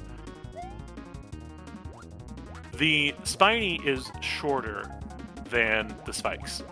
Not by a lot, but by enough. So even though the Spiny is in front of the spikes, the player still has to interweave between them. So you can see Fail being very deliberate and taking very high bounces off the Spiny. And that's to make sure that not only are they lining it up vertically, they're lining it up horizontally too. So what might on paper appear to be a somewhat, at least relatively simple spiny ride actually is much more complicated and requires probably a lot more focus than it would otherwise. I say probably, it does. It requires a lot more focus than it would otherwise. And you can see that sort of double spike in midair is being very, as Fail has already cleared the top, has already gotten past this first row.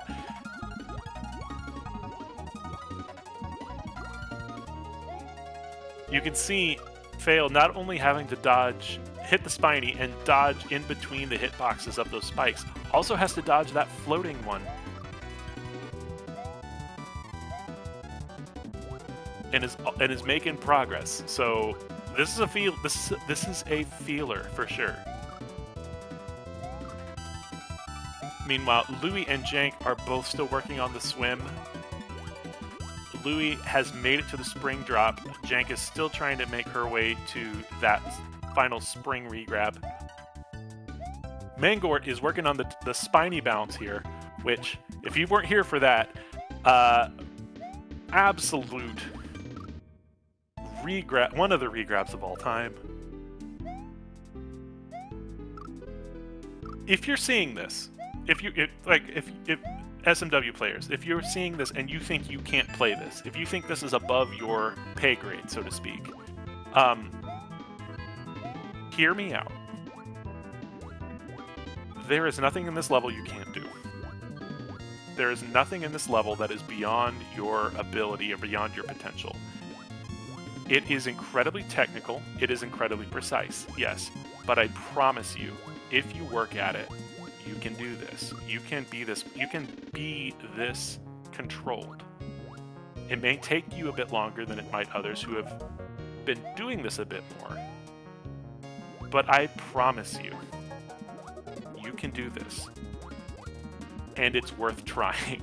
Because even getting that first checkpoint in a level like this is an incredibly, incredibly powerful feeling.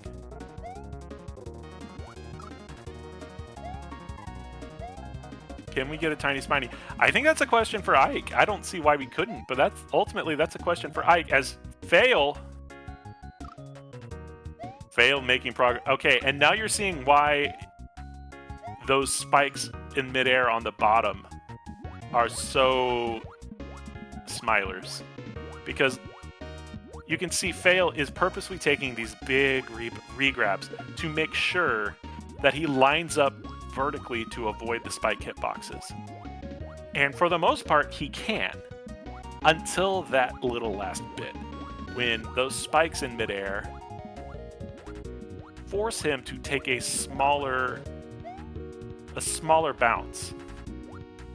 Which is incredibly, incredibly mean in a lighthearted and loving way. If that's something that can exist.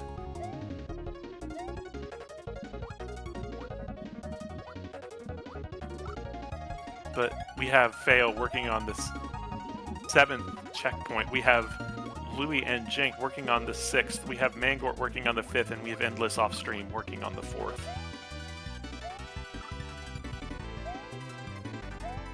We're here for 2 hours a week, give or take. I'm gonna be honest. Let's see where we end up. We might be able, if we can get there and some overtime is warranted, we might extend a little bit to see if we can see some more progress. But by and large, this level is intended to take you as long as you need. No more, no less than the amount of time that you need. And the amount of time that you need might not be the amount of time we have for a restream, and that's cool, that's fine. We just want to celebrate you playing it, we want to celebrate you progressing through it, and ultimately, and hopefully, celebrate you conquering it. Fail Fail is getting the... Fail is building consistency here. Fail is definitely building consistency when it comes to this spiny ride. And I think right now, the issue for Fail is the transition to the bottom row, and that sort of forced low bounce. Because Fail is getting these first few jumps relatively consistently. Meanwhile, Jank is making her way through the item swim. Louis is making his way. It's not an item swim, it's just a normal swim.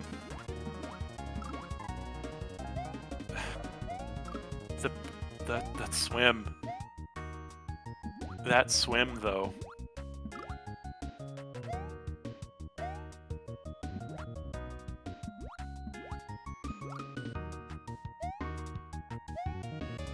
Faye, yeah. See, I'm going back and forth between like openly shrieking about how awesome all of this is and not wanting to breathe because I don't want to cast or curse anything.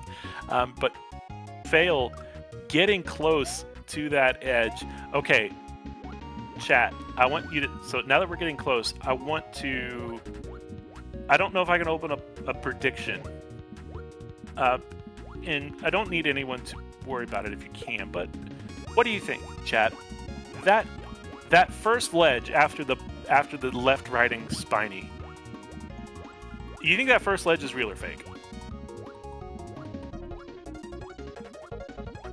What do you think? Do you think that first ledge is real or do you think that first ledge is fake?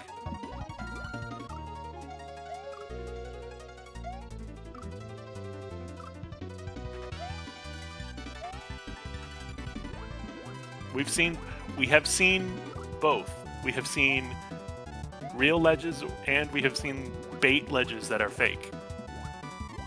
So, as Fail works his way towards it, I'm going to give us all a chance to take stock and see if you can read Ike's mind.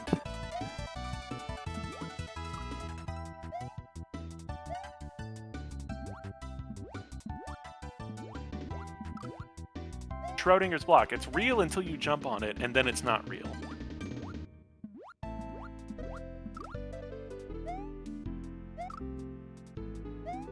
Fail is building some pretty jaw-dropping consistency on this spiny ride.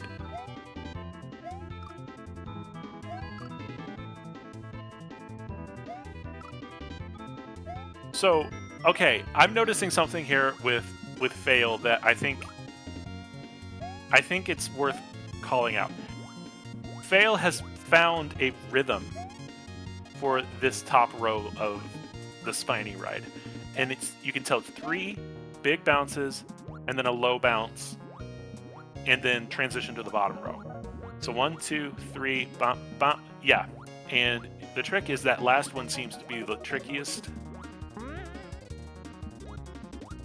But you can see what it looks like to build consistency and to build a rhythm in this. It's finding that pattern, finding the rhythm and the, like, once you find the correct set of inputs, that will always be the correct set of inputs. They won't change on you.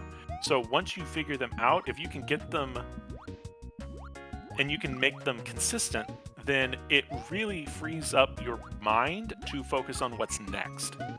Because you're not having to focus so much on just making it to the next stop. You can think ahead a little bit. It's really hard, but once you get there, it frees up some brain power.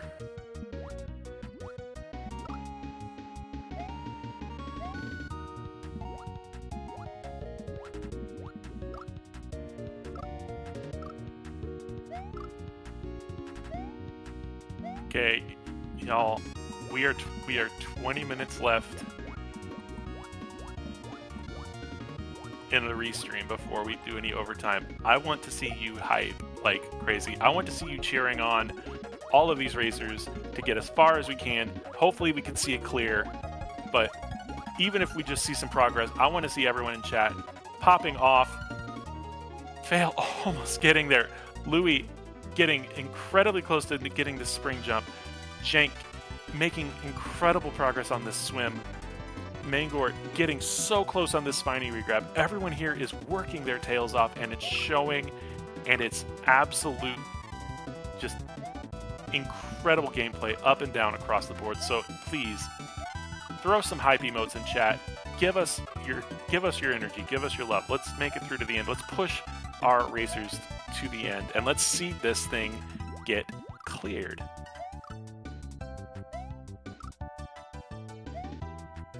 Fail has now twice made it to what looks like the last possible spike, and is now making it more consistently to the bottom row. Citrus informing me that off-stream Endless Ascent has cleared that double Koopa regrab in the 4th checkpoint, which, if you don't remember, absolutely, it's the first real, like, jaw-dropping regrab of the level. At least it was for me. So huge shout out to all of our racers for making some incredible progress on this thing. This level earns its rating, which, if you are just catching us and didn't hear what the rating for this thing was, this is if you were wondering what does a 10 look like in ROM hack races, as far as execution goes, you're looking at it, because this level was rated by our testers a 10 out of 10 for execution. It was rated a 4 out of 10 for complexity, which I think you've seen play out in this spring and the dilemma of what to do with the spring after this item swim. After this swim, it's not an item swim. But this is the peak of difficulty when it comes to the jumps that we would ever ask ROM hack Racer to do. And all of our racers tonight have met the challenge and more. Who called it? I know some of you called it. Who called it?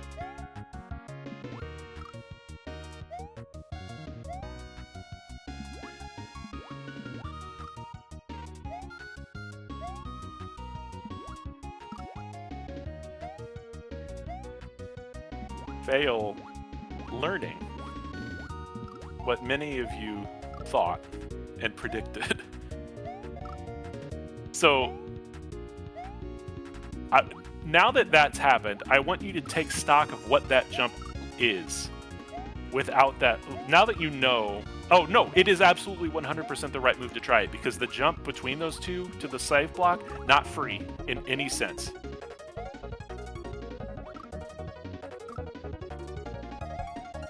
But here's the thing you have to ask yourself.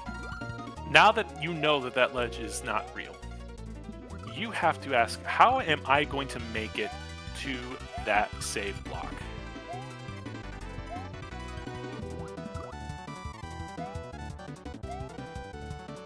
That is, yeah. So this goes back to a core principle of Kaizo, or at least one of the things that is considered a defining characteristic of Kaizo, which is the only thing in the level is the thing that you need. Either you need to know it's there to avoid it, or you need it to beat the level. Mainly that one. You need it to beat the level if it's there. If something in a Kaizo level appears to not be necessary to beat it, there is a decent chance that it's throwing you off.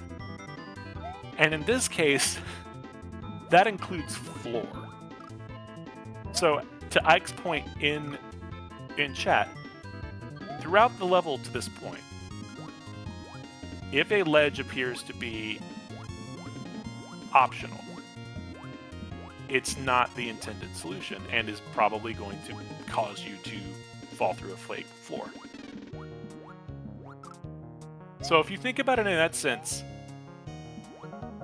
you think of the best way to say this. It comes down to what you know you're capable of.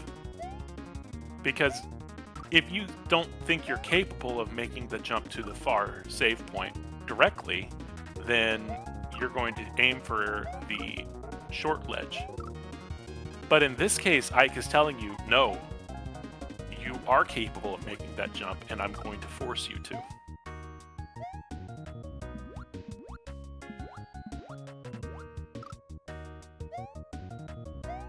So it becomes a matter of informing you as a player what you can do, and then just asking you to do it.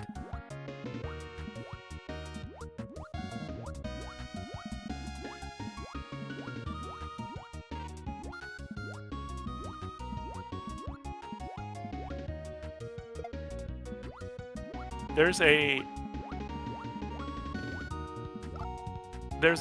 weirdly empowering feeling of being told that you can't do something that you think is impossible, and then not only doing it, but doing it because you had no other option. Like, if what seems like the only possibility is to do something you don't think you're capable of, and then you try it and you find that you are in fact capable of it, that's a really cool feeling. And it's a feeling you don't really get that often in video games. Like, to think, oh, this is impossible.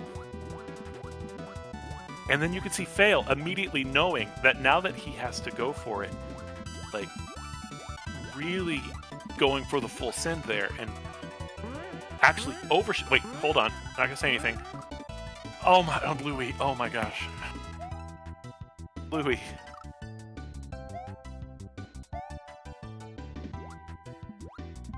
Louis making it all the way to that last spring regrab and just barely clipping the spike.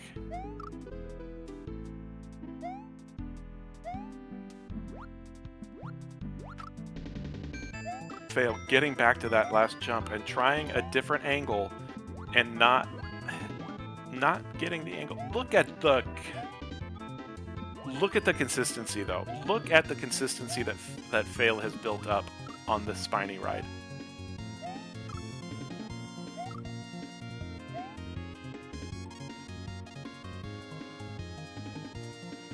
Y'all, it is truly just a matter of time, and it's a matter of reps for all of our racers. But definitely for Louis at that last spring jump, it truly is a matter of time. Meanwhile, I want y'all to watch Jank do the swim and just... Jank does not hold back. Jank is like, okay, I'm just gonna swim. And just does that that first descent in just one continuous smooth motion. And it's really, really cool to see as Fail trying another angle to get to that save block and going too steep.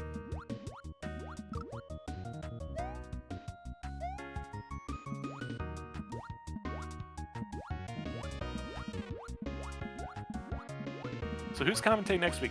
We are going to be joined next week by a dear friend, past ROM Hack Races host, longtime racer and longtime tester for us, RB Pimlico, is going to be commentating next week's level, which is by Shovda. And if you're going to be around, you are not going to want to miss Shovda's level. Shovda has created a level for us that might have the deepest lore of any ROM Hack Race level in history. I don't say that lightly. So you're not going to want to miss next week. Shovda will be making a level for us. Fail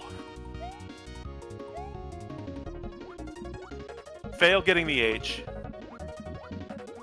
And what now, Fail?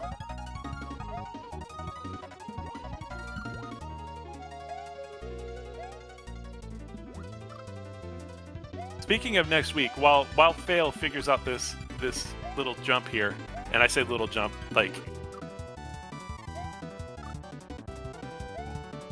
goodness gracious me. Yo, AGDQ starts tomorrow, y'all. Believe it or not, like, I can't believe it starts so soon, but yeah, it starts tomorrow. And in addition to, I mean, first off, the whole week is going to be incredible, full of friends doing awesome stuff, raising money for a very, very worthy cause in the Prevent Cancer Foundation. So please, as much as you want to, tune in throughout the entire week, support everyone here who's going for it, but specific to us, and I say us as a Kaizo community, we are eating well this GDQ. Tuesday, check the schedule for your local listings, but Tuesday in the I believe, like, early in the day on Tuesday relative to, let's say, the Eastern time zone of the United States, Revelug will be performing a speed run of Sheffy 2, the foundational text of shell hacks. We'll be running that on the GDQ stage with an incentive to upgrade it to 100%, which I hope we can hit, because 100% Sheffy 2 is a really, really fun run. Not to mention incredibly showy and incredibly fun to watch. On Friday, first, early in the day, we have Frozen Flagon, beloved community member of many, many communities, but Kaizo at their core will be bringing Boria the Magpie's Fresh Hops to the mainline GDQ stage. If you missed their run at Flame Fatales, I'm biased, I was on the couch for it. Go back and watch that run. Fresh Hops is a incredible speed run. It's a really, really fun hack. Boria the Magpie did a great job with it. Court will be showing it off at AGDQ on this Friday. Plus, there might be some more reason to pay attention, because there might be some more showcases of what's coming. Fail? Okay, what the heck is this, Fail? Oh my goodness! Fail with the one shot! And the orb is on screen. And the orb is on screen. Okay, what are you gonna do now, Fail?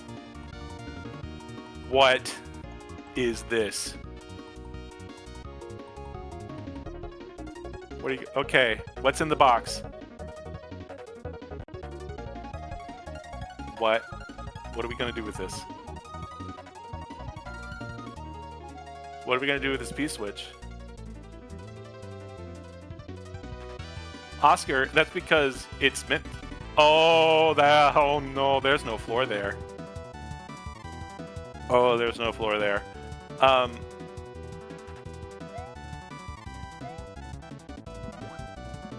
Okay, I'm making the call now, if it's okay with Dot.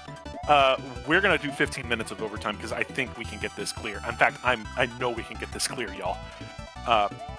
So we're gonna roll this thing 15 minutes past the hour. We are gonna get this, and we're gonna see if Fail can get it clear for us. We can do this, y'all. Give your energy to all of our racers, but give your energy to Fail, because Fail can pull this off. And Oscar, no pressure. No one, like, we recognize that for a lot of people here, this is Saturday night, and there are a lot of things that anyone can be doing on their Saturday night. I don't want to assume that playing Super Mario World is ever high on that list, so thank you to everyone who does join us for these live streams, but please, like, these levels are here for all time, so if you want to see something and you want to play it, go grab it and play it when you can. You don't have to play it with us. These levels don't end and they don't cease to exist just because the stream ends. By all means, if you see something you like, go play it. It's there for you. We want this to be accessible for you. So Fail has learned that the answer is not drop it on the floor. So now the question is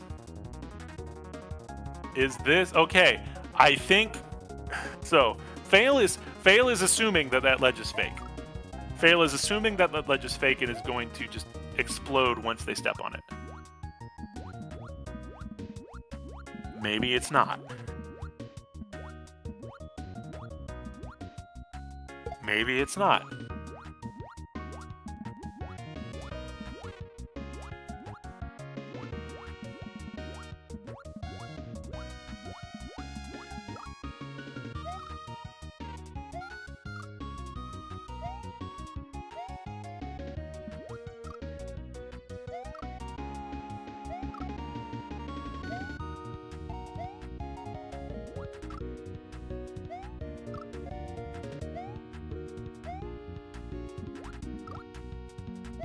So now we have another one of these things.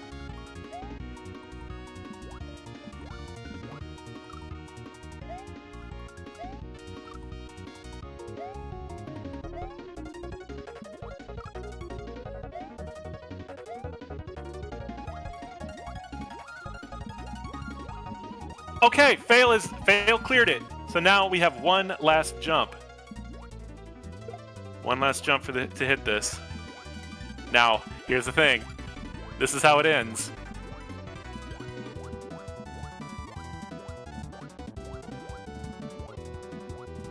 After all that, one last power regrab.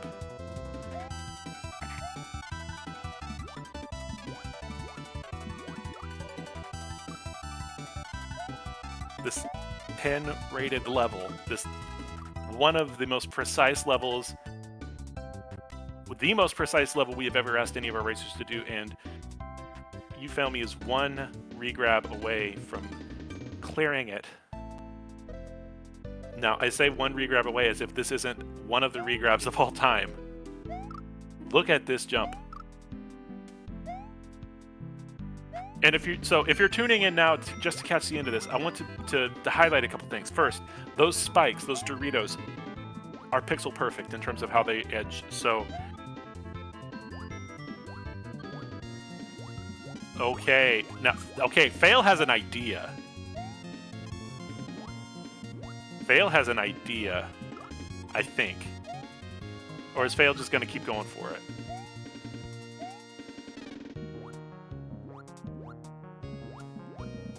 Is this experimentation? Is this...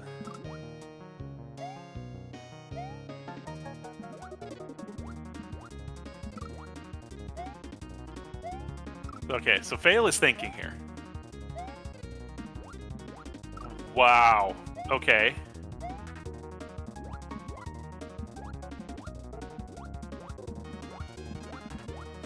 Yeah, I think...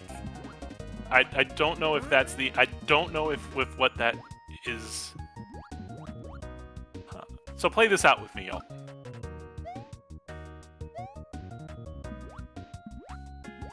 What could you do to get that switch back? First off, is the answer just regrab? Regrab forehead. I don't know. You do have access to a tool in that P-switch, but do you know how to use it?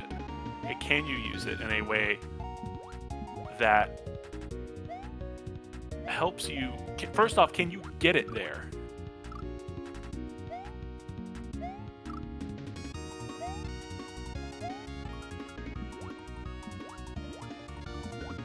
So the answer is yes, you can get it there. But the question is, can you get yourself there once you drop it off?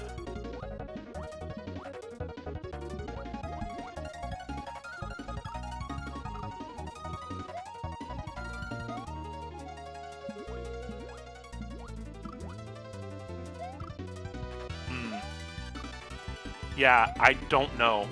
I'm looking at this and I genuinely don't know.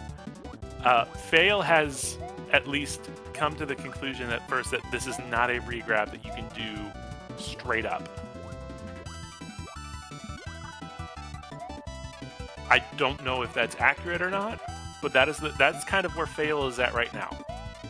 That this particular jump needs some additional support. Now, we have access to that in a P-switch, but the problem is that getting the P-switch to where you need it to is in itself potentially not possible either. Did no one beat this level? Elusive, this is the furthest we have. This is right on the edge of a clear, and we are here together to see and to cheer on IkeSMB as he gets so close to beating this level and getting a clear for us.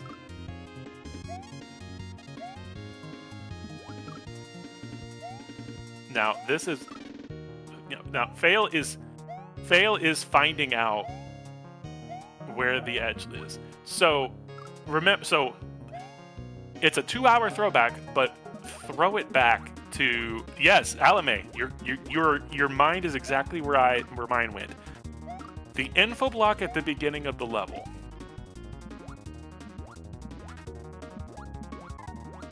stated that Mario can walk off the left edge of a block 1 pixel past where it visually ends. And that appears to be very relevant here, because Eufailme is trying to find that pixel because that pixel might unlock this regrab.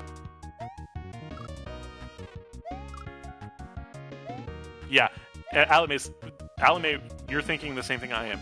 This is the full circle moment, potentially, tying it all the way back to the message box in the intro screen. And I think Fail is trying to find that out too. No, Elvis, thank you so much. That means a lot. We've been doing this for over 320 weeks now, which is almost a year. And we try to do this as like every week. We have a brand new either Super Mario World or Super Mario Brothers 2 or Yoshi's Island or Super Mario Brothers 3.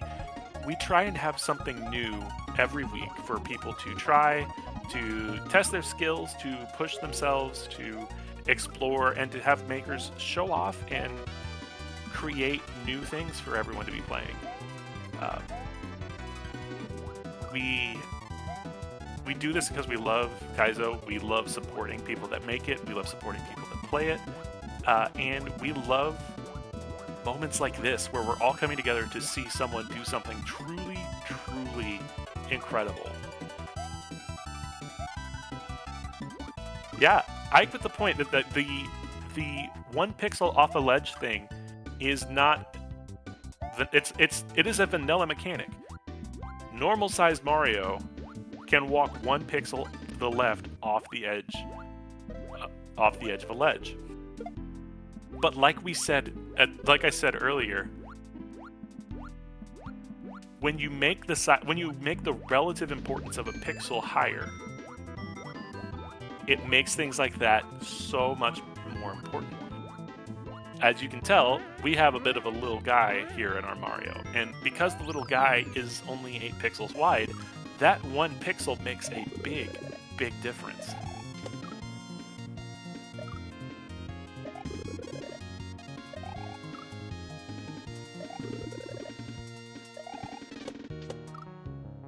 That would be an off-screen H, very likely for Louis Doucet, which means that Louis Doucet has cleared the swim, cleared the spring jump, and is now working on the spiny ride. So huge shout out to Louis Doucet. People still re-racing. We just wanted to do the zoom in on Fail because Fail is the closest to the orb, and in part because the nature of the level is a little more visually specific, if you will.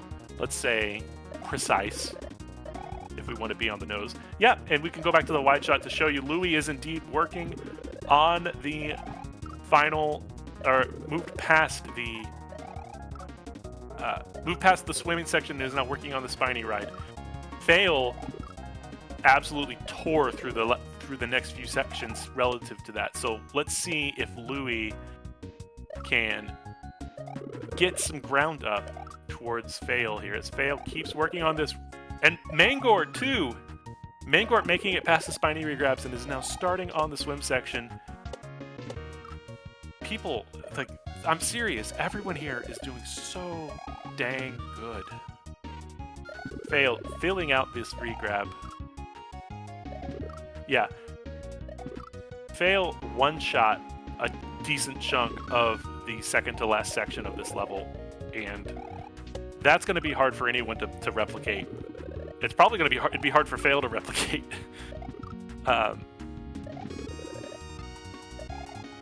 Fail is feeling this out, trying to get this regrab, to get this orb.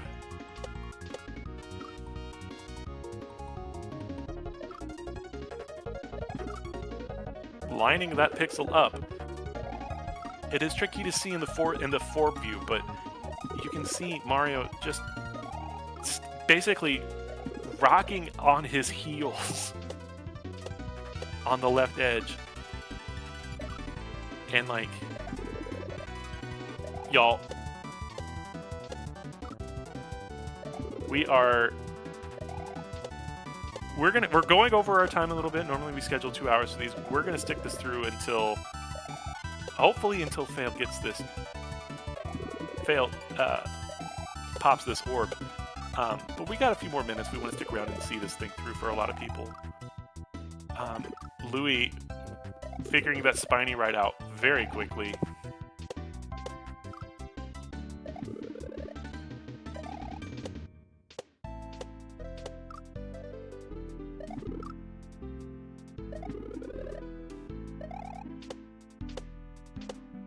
This is it. The one jump, the last jump. But the last jump is the hardest, might be the hardest jump in the level.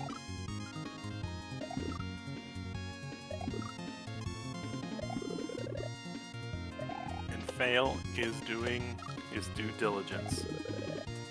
Oh, okay. Now, okay, Fail is adding a new element. This might make it, I mean, it changes momentum. Okay. Fail has decided to not Comrade Computer, this is a 10 rated level for execution. So it does not get harder in terms of Kaizo execution than the level that everyone has been playing tonight. Like, as far as what we would ever ask someone to play for a race level, this is, if not the upper limit, definitely an example of what the upper limit would look like in terms of execution. So that we're here with people this close to the end is a testament to just how freaking good everyone here is. Truly. Because this level is... So, it sounds weird.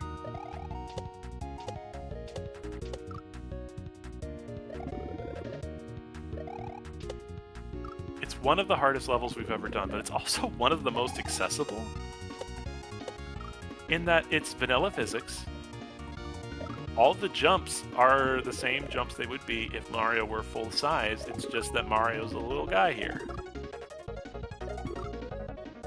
But in that, we have some of the most precise regrabbing, precise swimming, precise enemy jumping that you will see in a Kaizo hack of any kind. Louis hopping out to title screen real quick, but saves the checkpoint. So Fail is trying to do this from a standstill, and now I think now Fail is Fail's going back for the P-switch. What is an H? Honestly, I'm surprised more people don't ask that, because it is just such an accepted community thing now that it kind of can just go without saying. But we refer to any checkpoint in a level as what we call an H. The reason we do that is specific. Yeah, as people are pointing out in chat, a traditional midpoint in SMW is a mini version of the gold tape, and on the screen, if you look at it, it looks like the letter H. So we call them getting an H, because if this were traditional Mario, these would all be little miniature gold tapes. But it's just shorthand for checkpoint because, I don't know, it's easier to type H in chat than it is to type checkpoint. Alright, Louis was going for that jump off the spiny. I don't know if Louis was going to go for the platform or not. Yeah, and again, we're only going to be here for a few more minutes, but if anyone else ever has any questions, please, like, we're here to help make this more accessible to everyone. So if you have any questions, or if you have any, like, if you see something and you don't understand what's going on, please ask, like, throw it out in chat. If I can't answer it, we have level makers, we have level testers here. We can help bring you in and help bring you up to speed as to what we're doing, what we're saying when we're watching these things, because it does kind of tend to get a little insider. But earlier I was talking about Kaizo at this upcoming AGDQ, and I did not mention one of the more prominent runs, which is Friday in, you could consider, American prime time. We have a bonus run, which, if you're unfamiliar with Games Done Quick, multiple times throughout the marathon, they will have a bonus run added to the calendar, which is only run if a certain milestone or a certain amount is raised for charity. And so the carrot for this coming Friday is a run of Kaizo 3, T. Takamoto's, at least publicly distributed, magnum opus, run by the best to ever play it, Lungfish 3000. That is going to be a bonus game Friday. You are not going to want to miss that. And if you can help us raise the money necessary to get that added to the schedule, not only is it going to go to a great cause, but you're going to see probably the culmination of 10 years of Kaizo at AGDQ. 10 years ago, Dram55 ran Kaizo Mario 1 and absolutely blew the doors open for what people thought Kaizo could be and what playing Kaizo could look like.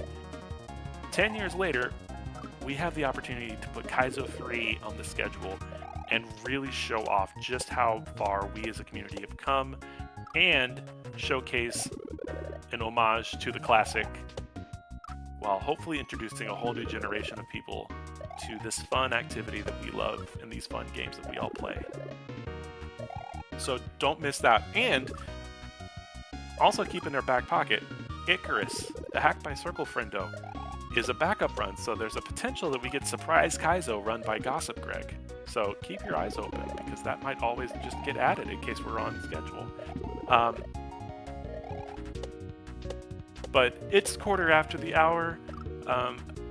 We're all here cheering on. Let's all go cheer Fail on in Fail's channel.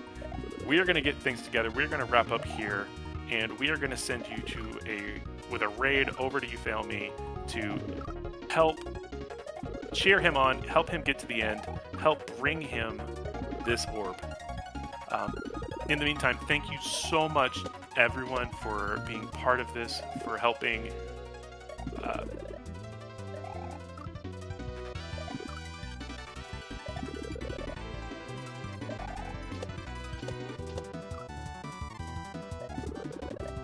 we're doing a quick little technical thing. I'm gonna pull this up so that we can actually go cheer on. And, you know, Fail, if you just wanted to go ahead and get it clear right now while I'm doing this, that would be hilarious, and totally shouldn't do it because it would be very inconvenient for me, but it'd be very funny if you did it. So if you just wanted to get it clear between now and the next, like, say, 45 seconds, that'd be pretty sweet.